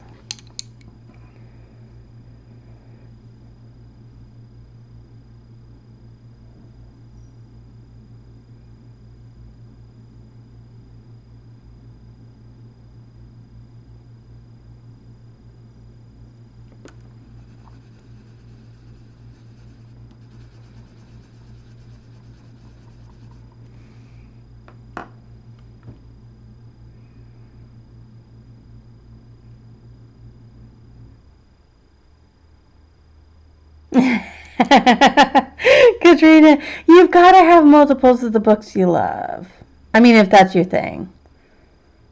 You don't have to.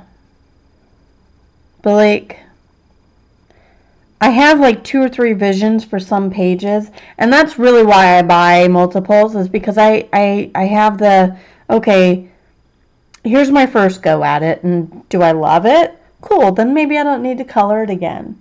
But if I go again, or if I go and I'm like, man, that just wasn't what I wanted.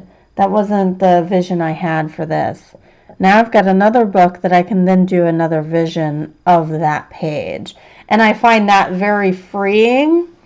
And so even if something doesn't turn out right for me, I know that I am able to then make it right, or make it better, or make it different, or what have you. And that gives me a little bit of freedom in my mind. It isn't, this is the only book you have, and this is the only page you have, and you screwed that up.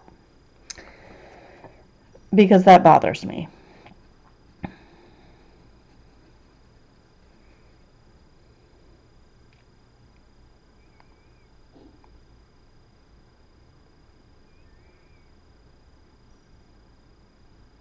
She does, Kenny. I really like Chris Chang.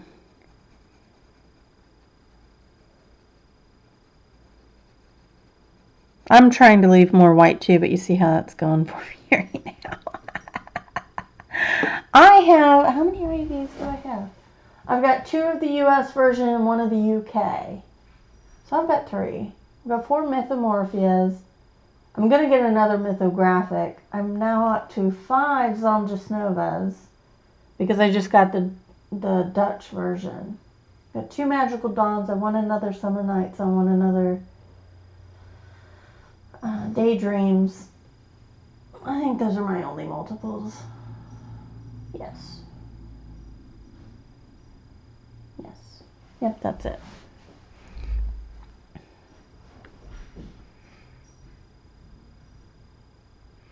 There are some people, May, that can make a living off of YouTube, and it really, like, my husband teases me every now and then. He's like, you know, you could just, like, just become this big YouTuber. I was like, yeah, not happening. That's a lot of work. And I'm not one of those self-promoters. Like, I can't just, like, get on social media and blast myself. That just seems very narcissistic to me.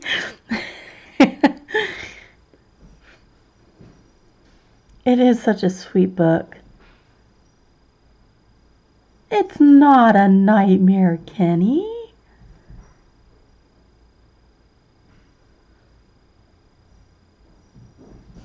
Oh, see, Janet, I don't have a problem repeating anything. I find that enjoyable sometimes. But I'm also the one that has read the entire Vampire Chronicles at least 5 times. So and I'm gonna work on my 3rd time reading the Dresden Files, and I want to work on another time reading something else. I forget. I've read Harry Potter series like 4 or 5 times now too. So I have no problem repeating.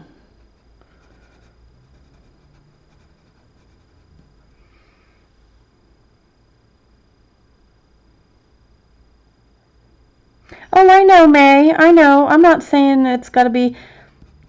Everybody's got to do their own thing.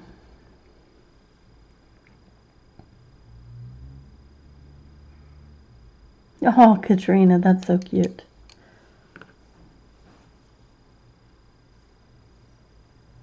Right, April?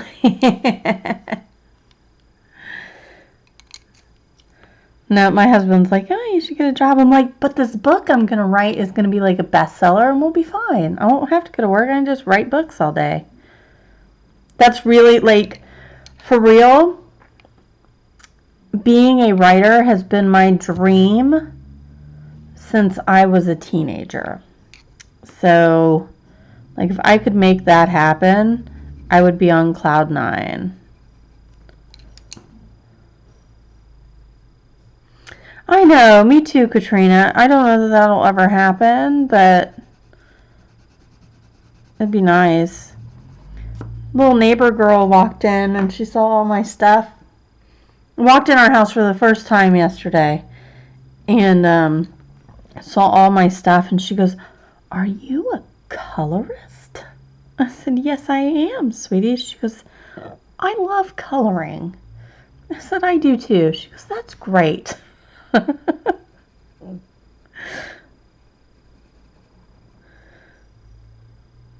right, April. I think you and Robin and somebody else. Oh, I'm terrible with this. Yeah, May, if it feels like a job, then that's too much.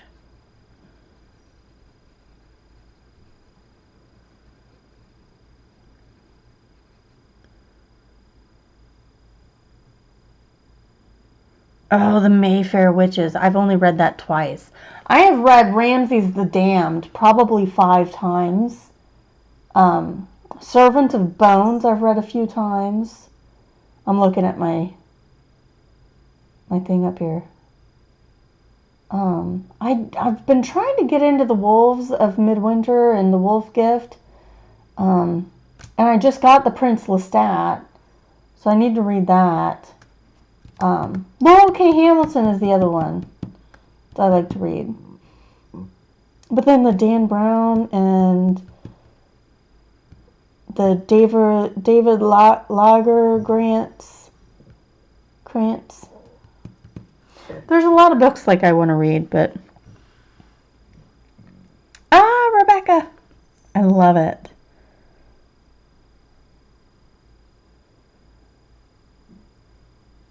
I'm gonna jot you down, April,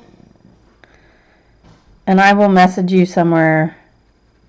Because I'm writing it for NaNoWriMo, which is in November.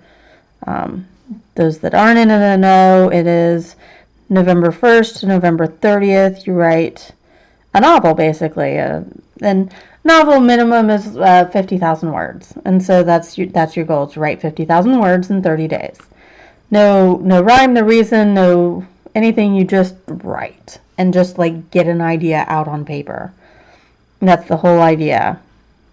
So that's what I'm doing in November. And currently, when I start talking about murderers and serial killers, my bad, but that's it's part of my book. So.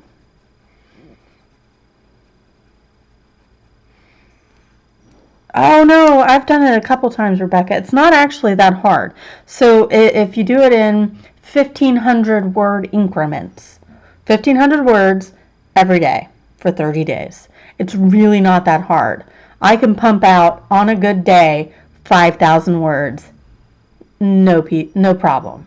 If I'm not like caught on something and have to research and whatnot. But yeah, 1,500 words a day. That's it.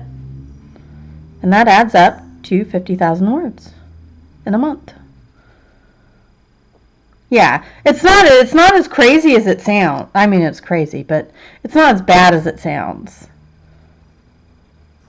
And the website that they have, the nanowrimo.org, NANOWRIMO.org. They really have their website broken up really easily so that you can get these little goals and little accomplishments, and then you look up in 30 days and here you've written a novel or written most of a novel. So sometimes April, like right now I'm doing all of this stuff. I need a better name for him. But like last night I was saying that my husband and I went through and tried to figure out his background. And so this is kind of his background.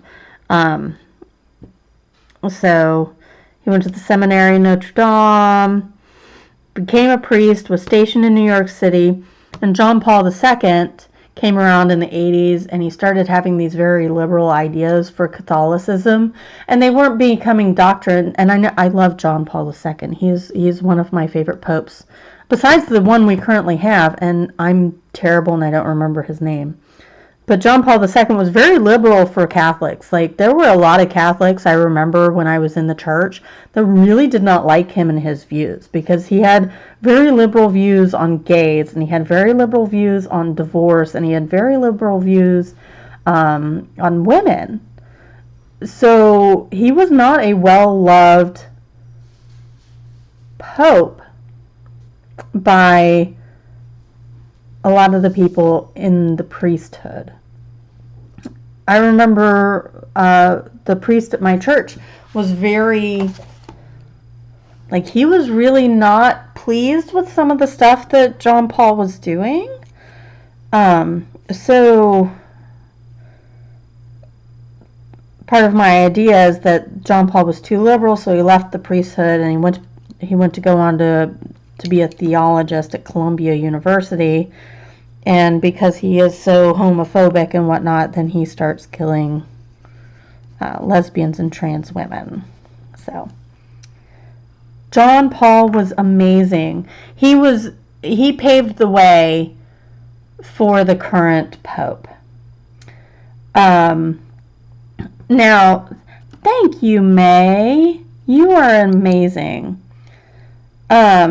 So now Pope Benedict, the one between John Paul and the current pope, he was a result of the more conservative side of Catholicism and the bishops and all of that, cardinals. He was the result of the very conservative side of all of that. And he, I mean, crap. He was basically an ex-Nazi. Like, he was the very extreme conservatism. And so many of the parishioners were so upset by that, by him, by his views, that then he stepped down, and we now have our current pope, who is back to being very liberal. So, hi Tess, no, you didn't miss us. So, and I love theology. Like, I love theology. I love studying all of the religions and all of that. Like, that fascinates me. Theology fascinates me. Especially when you go back and you realize Christianity is only, just over 2,000 years old. It's 2018. We're in the 80 after death. You figure he lived 60 years before that. It's only been around only 2,100 years. That's it. And before that, how long has man been on the earth? And how many religions came and went before Christianity? Like, I find that fascinating to think about.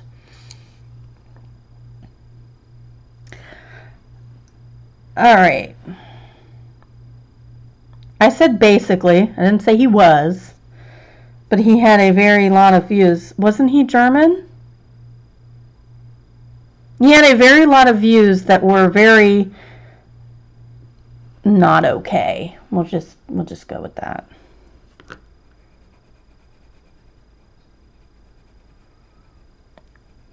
Benedict was not a very well-liked pope by any stretch of the imagination.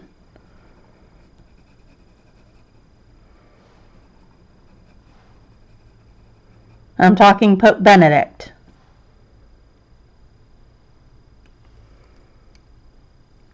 Yeah, Janet. That's what I ended up doing too. Before I left the church, I was doing a lot of introspection and researching a lot of stuff, and how a lot of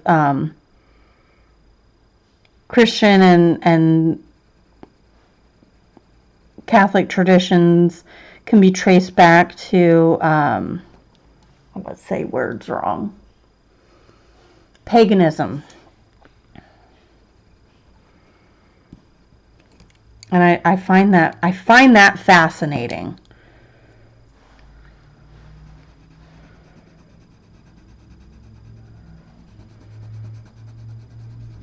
How through the years man has always found some higher being to explain the world around them.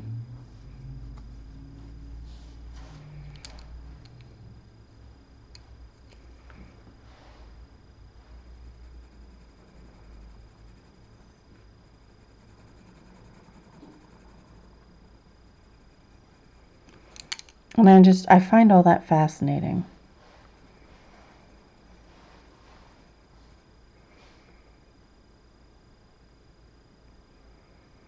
Aw, picture day. Did you get her hair all done up and everything? Was she in a pretty dress, Tess?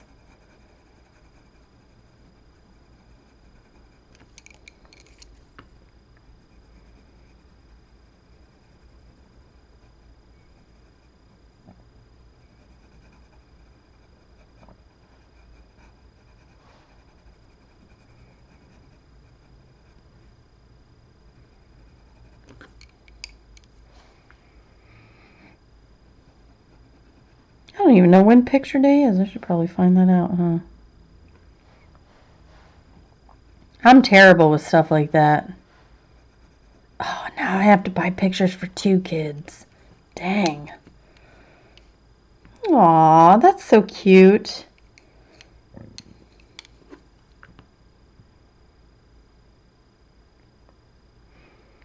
No, are you talking like philosophy a la Aristotle, or are you talking prior?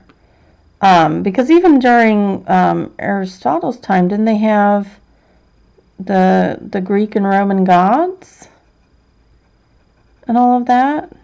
Like, there's always been, the Egyptians had gods and goddesses, the Romans had gods and goddesses, and there's always been something. Even the Native Americans, they have deities.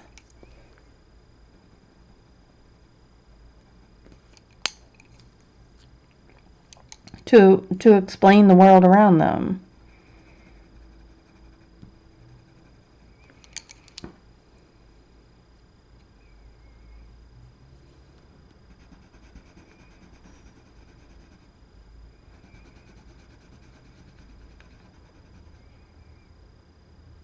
There you go, Norse gods.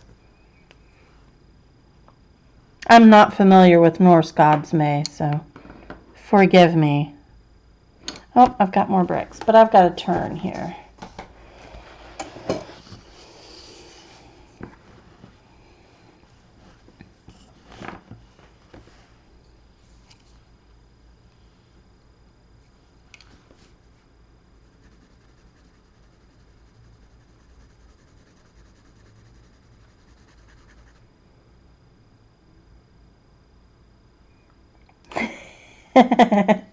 Oh, Tess. Well, Katrina, you don't have to believe in them, but other people did. And so there are works written on them. Nobody's saying you have to believe in them. But you can't deny that other people did. And you can't deny that there were other religions. And you can't deny that other people have used religion as a way to explain the world around them.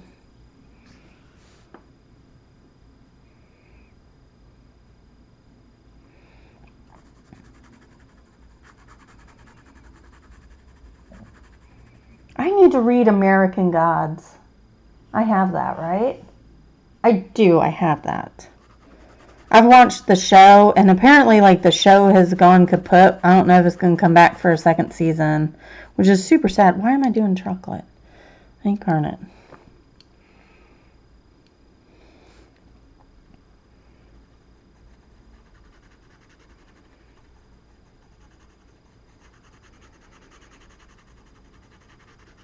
I'm really sad because that was a really, really good movie, American Gods.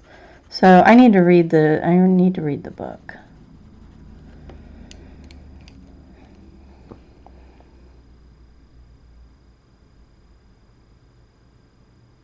Barb, that's a good way to look at that. That's a really good way to look at that.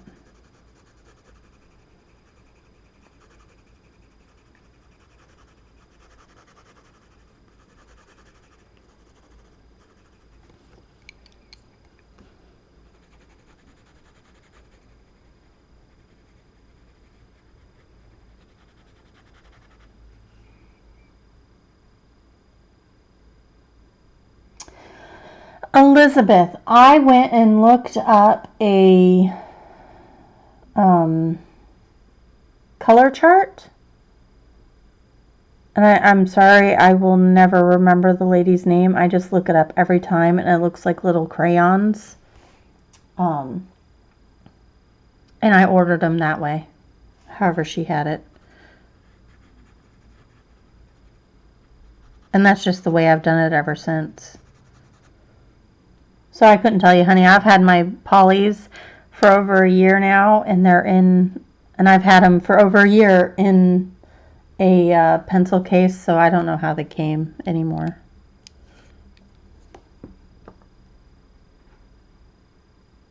Yep, very true, Janet. Yes, Rebecca.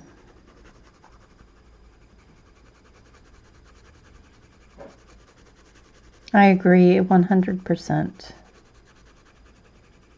You don't have to agree with how somebody believes, but I never think you have the right to tell them they can't believe that.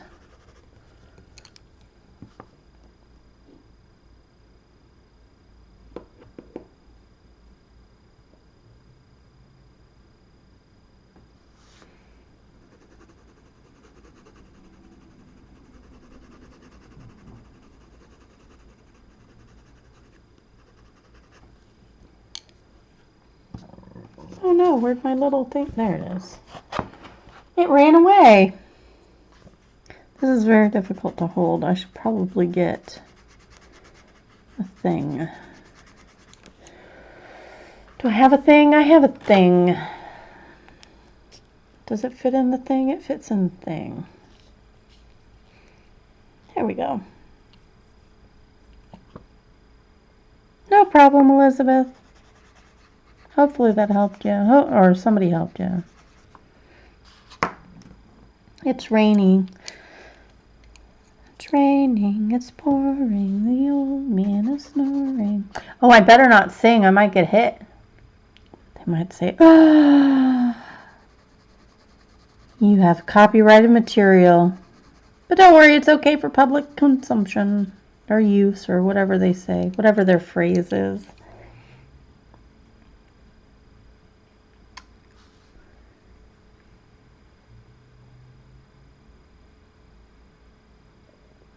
Yeah, Rebecca, it's amazing how similar some religions are and the correlation between them.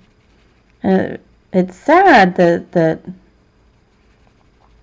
it sometimes gets dismissed outright as hearsay or heresy. Not hearsay. Not hearsay.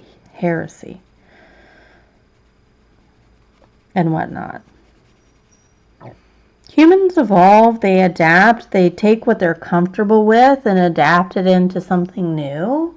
I mean, it's just how we are as human beings. And we are deeply flawed. Human beings are flawed.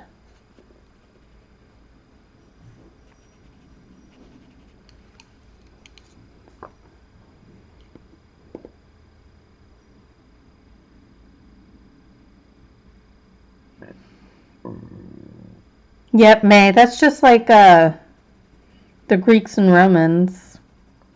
God for everything. And depending on what you needed or what you wanted, you would pray to the specific God for that. And do offerings and make offerings and whatnot.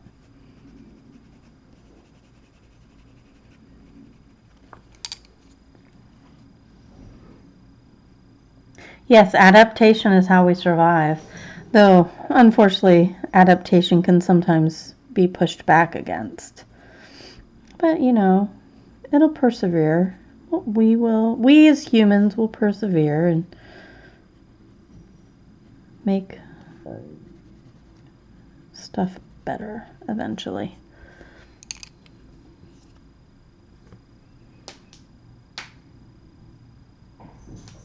Hi, Judy.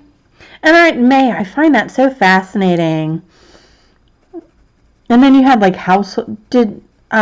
May, are the Norse like the was it the Greeks or the Romans who had household gods? That they also had the shrine, and typically it was made up of family members who had passed. If I'm remembering that right. I honestly have not opened up a mythology or whatnot book in a while. I had my scriptures and philosophy down there. Where did I put my mythology? Did I put that somewhere else? Oh. I might have put that somewhere else.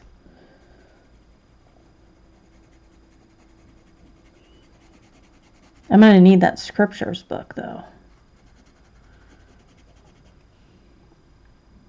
Thank you, Rebecca. Oh, nice, Tess. No, that you guys didn't do that either. Okay, May. I didn't think so, but I didn't know enough to say yes or no, so I thought I'd ask. Norse mythology is not something I've actually gotten too far into. Odin. I know Odin. I know Loki. I thought, is it Hel or Hela?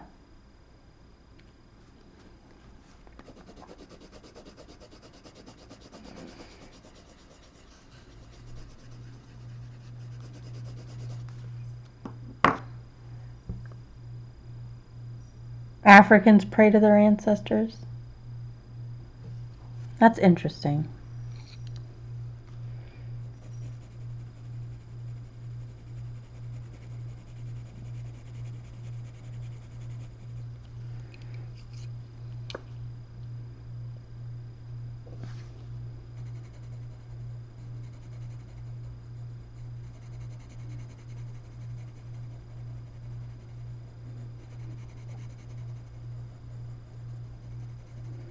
Was it the pagans who had the, I'm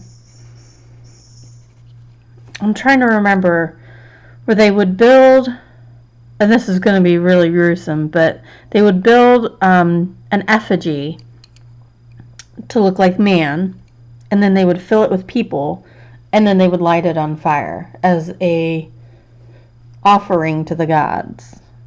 But I don't remember if it was a specific god or gods in general. I'm pretty sure that was pagans.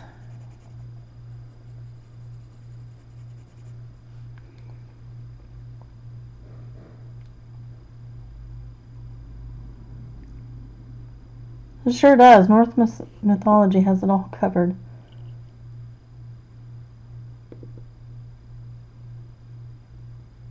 Hi, Beth.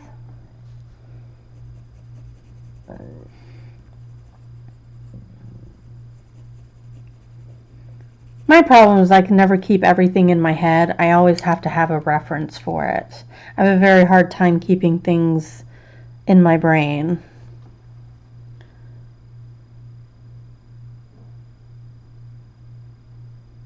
Oh, wow, May.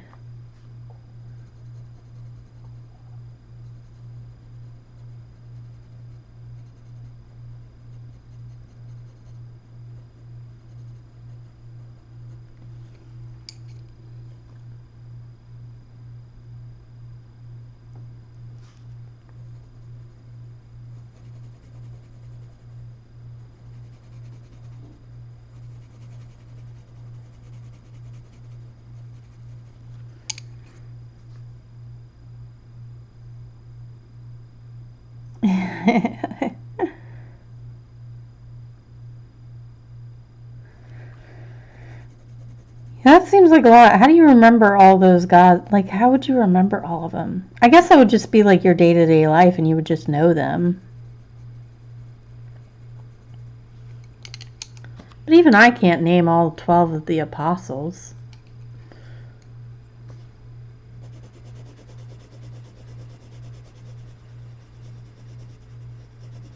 And that was like, I was a Catholic for umpteen years.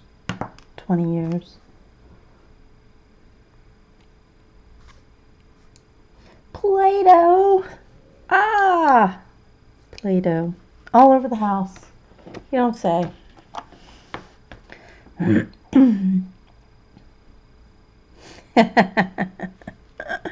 was it that big of a book, May? We have what's called coffee table books. They're very big, they're very heavy, they're hardbound, they have a whole lot of stuff in them. I know a little about a lot. Janet, you and me both, sweetie. Oh, Beth. Good luck with that. Mine always found a way to get it on the floor. I get so mad. I'd have like a sheet pan, a giant sheet pan laid out on the table and say, just keep it in the sheet pan. I don't care about the sheet pan. I can wash the sheet pan. It's just fine. Keep it in the sheet pan. No, we can't do that. We have a sheet pan that's as big as they are. And they can't keep it on that dang sheet pan.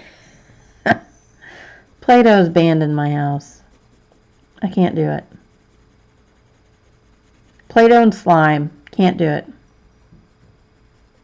I let them play with clay. Because clay isn't as crumbly as Play-Doh is. And for some reason, they make sure they use every bit. Oh, no. Oh, Beth.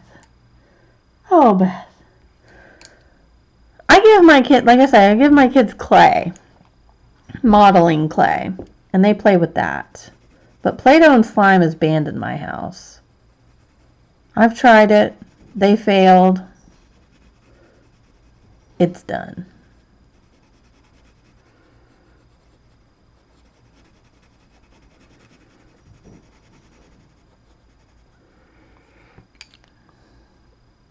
Oh, I can't do the slime, Beth. Can't do the slime.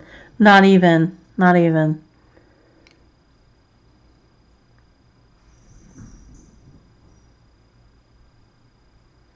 Yeah, May. I think you and I talked about that before, that sometimes it's mind-blowing to think how old some of these other countries are, whereas America, we're very, very, very young. We're an extremely young country, and sometimes it's very eye-opening to then learn about, what do you mean your history goes back pre-1776? I mean, ours goes back before 1776, but you know that your history goes back, you can go back to 500 BC easy, whereas America doesn't have that. I mean, we can take our ancestry back to where we immigrated from, but we didn't hold on to that. We immigrated and then we became American. We didn't a lot of people didn't hold on to that heritage. And so a lot of it's very lost. And it's mind-blowing to think about that.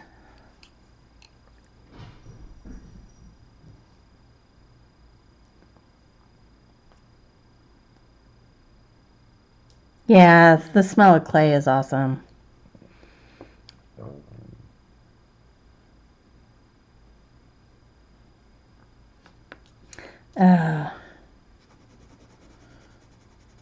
We made slime one time, and then it got in hair, and we were done.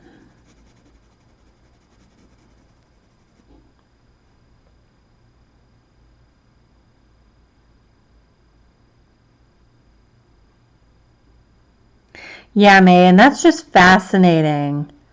That is just fascinating that you can go back that far and know your family and know where you came from and the land you were on. Like, a lot of Americans can't do that. Along the way, we've lost our family trees or just haven't kept up for one reason or another.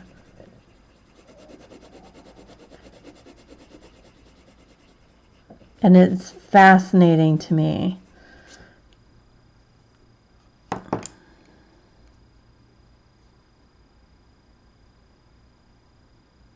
Rebecca. Yeah. Written word. That helps. Or records.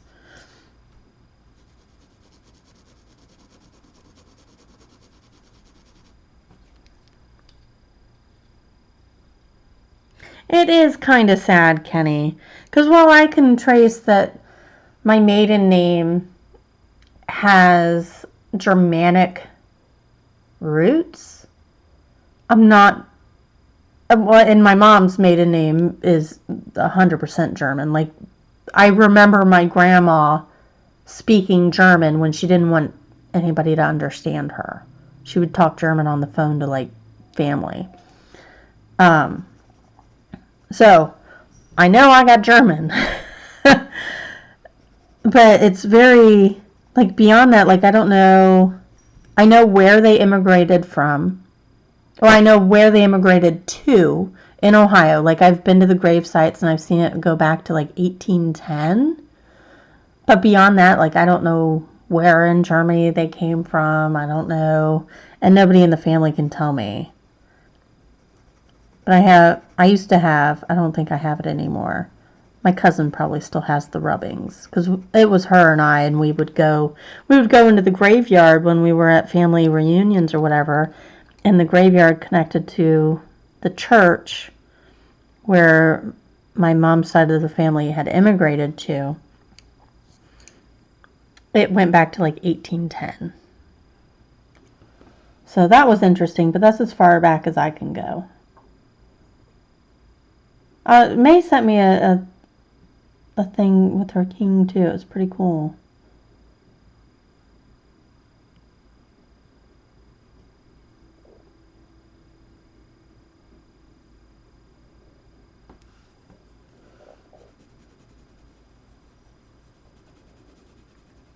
And I'm fascinated by, like, the British royals. Mostly, I think most of my fascination stems from the fact that Prince Charles and Zoe share a birthday. He was born, what was it, 8 hours before she was? So they both share a July 22nd birthday. And I think that's fascinating. I love it.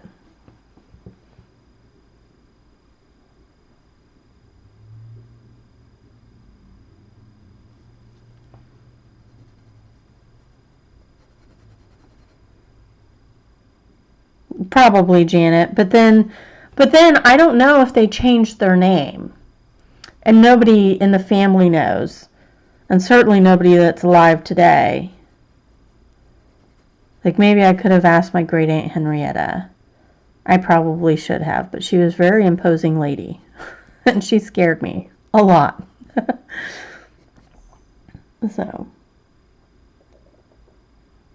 Thank you, Judy.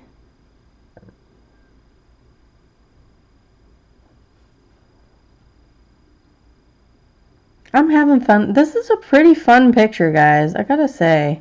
It's a pretty fun picture. I like fun pictures.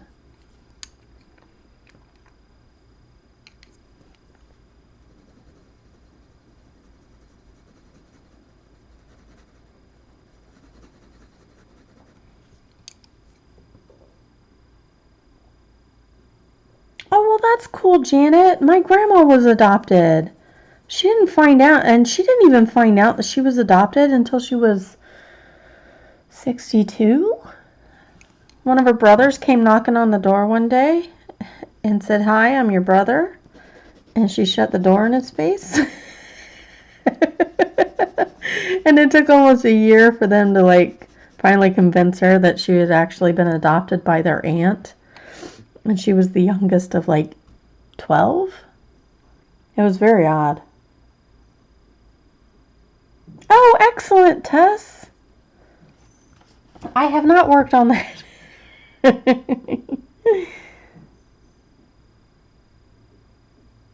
Oh, you did the 23andMe, April? How cool is that?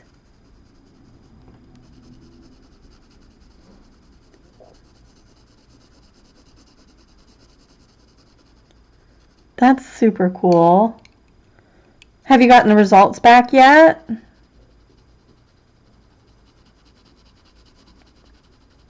I have a friend who did it, and she just got some more updates because they were able to do some more testing or something. They added more tests or whatever. So she just got an update.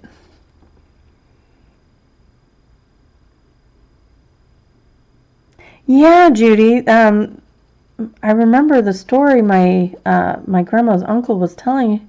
He was like, yeah, their dad had left, like shortly after my grandma was born. Like he just left, and 12 kids.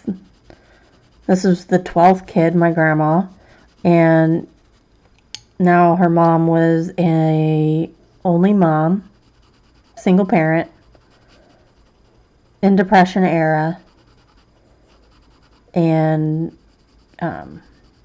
he said we heard the baby crying for a couple days, and then it was gone. There was no more baby crying behind a closed door. He was like, we never knew what happened. He was like, we knew our mom gave birth. He was like, but we didn't know what happened to the baby.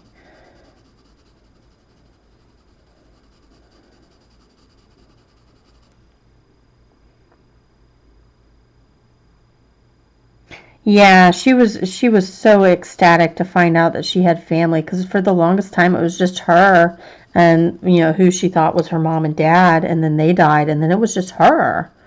And then it was, my grandpa and his family, but it wasn't the same. And then come to find out she's got all these siblings she never knew about, and so she now has this giant family, and she was just over the moon 20 years ago, and she's still over the moon, even though like a lot of them have passed away. And one of them, Ruth, is getting dementia really bad. I saw her at Grandma's 85th party, and she wasn't with it. Yeah, I know, Judy, right?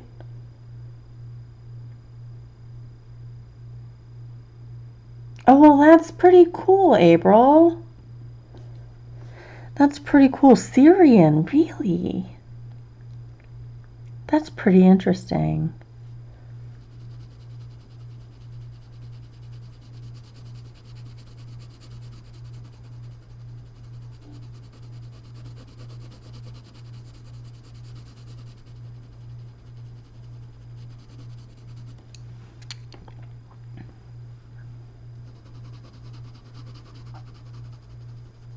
I like I think it's Ancestry, but I don't trust Ancestry because I don't know if this is right or not, but I have been told by an ex-Mormon that Ancestry.com is actually run by the Mormons, and then they take the registry when you register, and then Mormons have a habit of baptizing the dead so that they can increase their numbers. And she said that that's what they would do, is once they found names on Ancestry or whatever of deceased, they would then baptize them into the Mormon faith. And I thought that was really creepy and bad.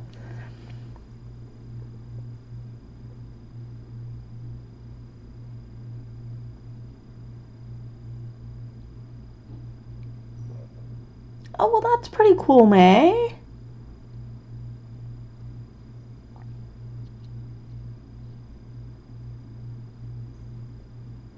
Oh, Judy.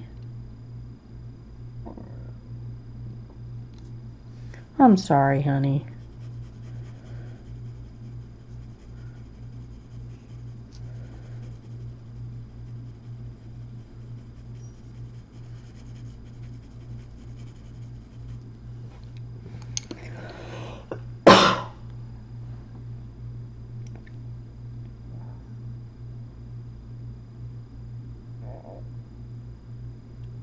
No, I'll have to look that up, May. That's pretty interesting.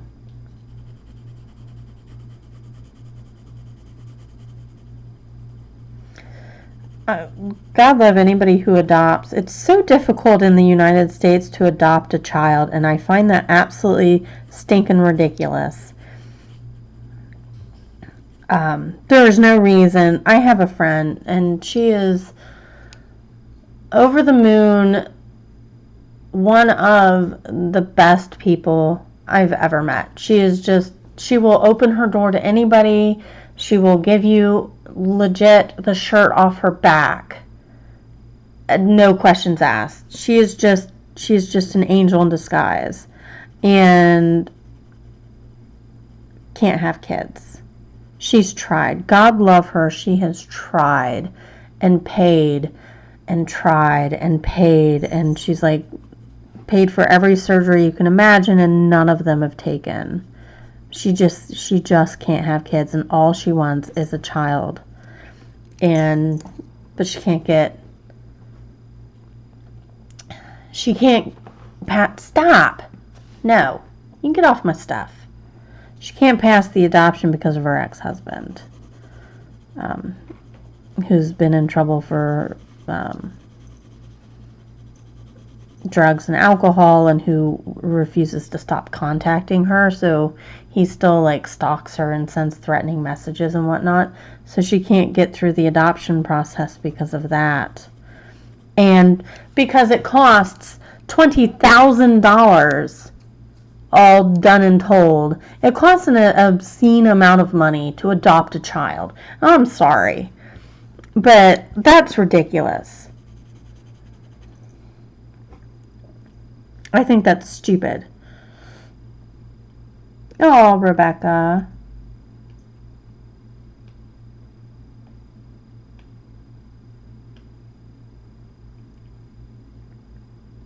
Oh, she did divorce his butt. Like, she divorced him, but...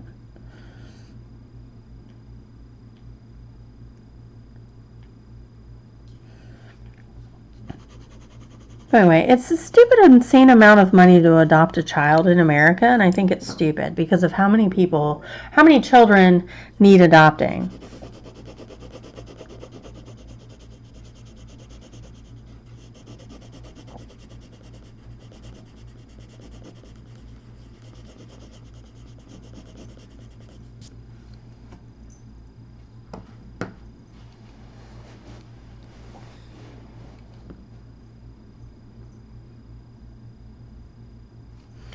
I mean, just, she would lavish love on any child until she was blue in the face. She was like, I'll adopt anybody. I don't care. She's like, I'll adopt,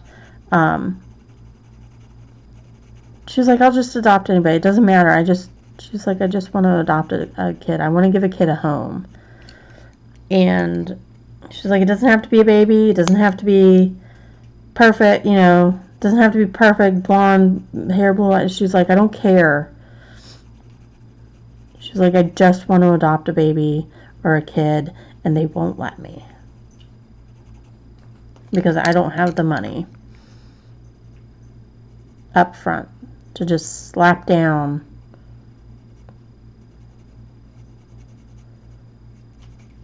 to pay for an adoption. I just think that's stupid.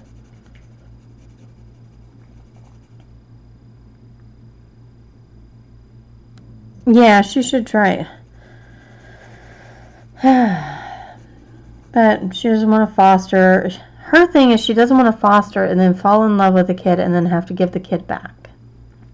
That's her thing. And I understand that because my aunt fostered. Gosh, she fostered so many kids, and she ended up adopting one of them. But man, she fostered so many kids, and so many kids.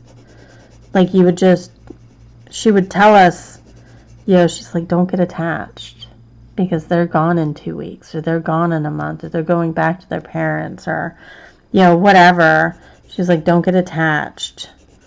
She had some nonverbal.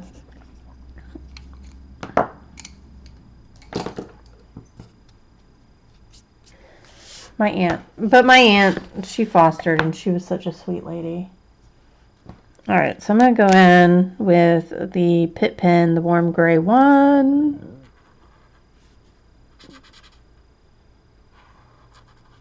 Do the stuff here.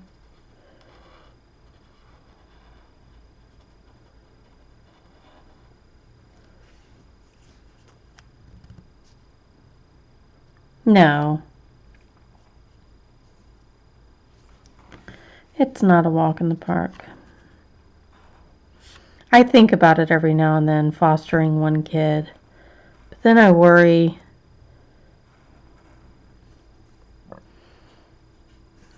I worry about the effect that'll have on my kids. I know that's selfish. But I mean, I have the room. What I plan on doing those when they get older.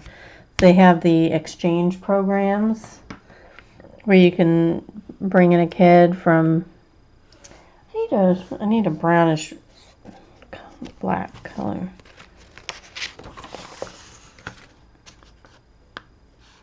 Espresso. Where you can bring in a foreign exchange student and have them live with you. That's what I plan on doing. I think that would be good.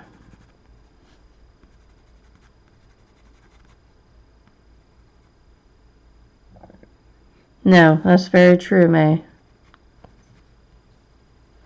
My old sitter that would babysit Kaylee adopted. She didn't foster. She went straight into adoption. But what they did is, she said they basically let her take him home for like a month. And he was born addicted to drugs.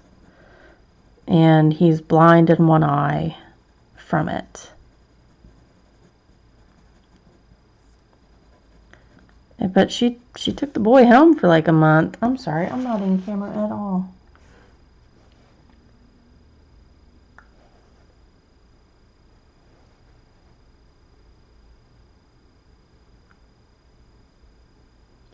Who's working beside your house? I didn't see that.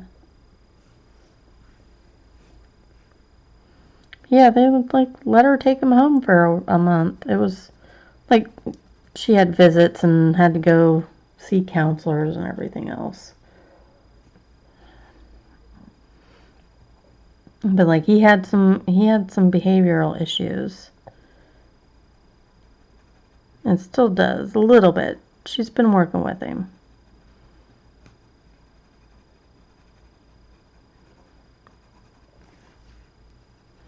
Right now, my friend, she volunteers at a hospital to hold babies that are born addicted to drugs while they detox. So she said she held this one baby who was just shaking and crying inconsolably and just she was like, it just broke my heart. She's like, I just wanted to take him home. All right, Rebecca, have a good day. Oh, Kenny. Yeah, see, that's the flip side of the coin. Oh, May, there have been days. Return that. Just take her back.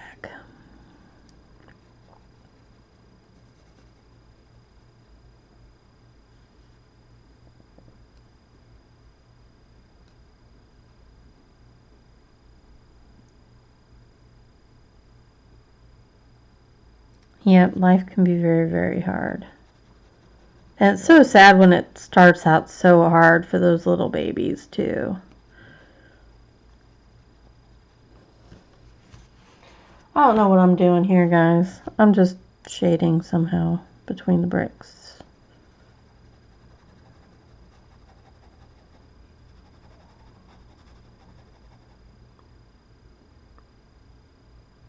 Yeah. Oh, it worked out just fine, Judy. Your sentiment was loud and clear, sweetie. We gotcha.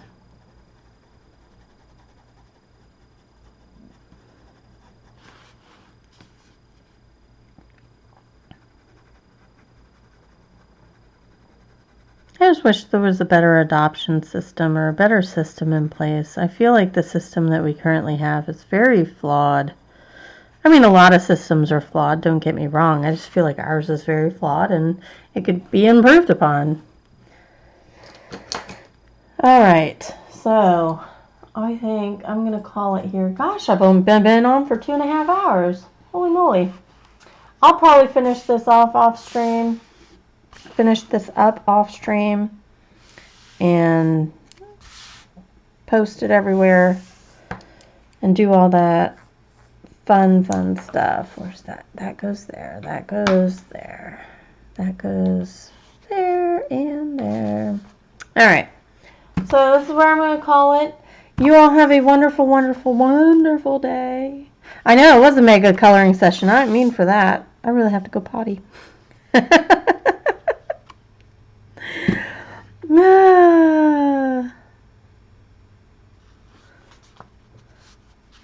So you all have a wonderful day. Don't forget to like and subscribe. Click the bell button. All that fun stuff. And I will see you guys next time. Bye-bye.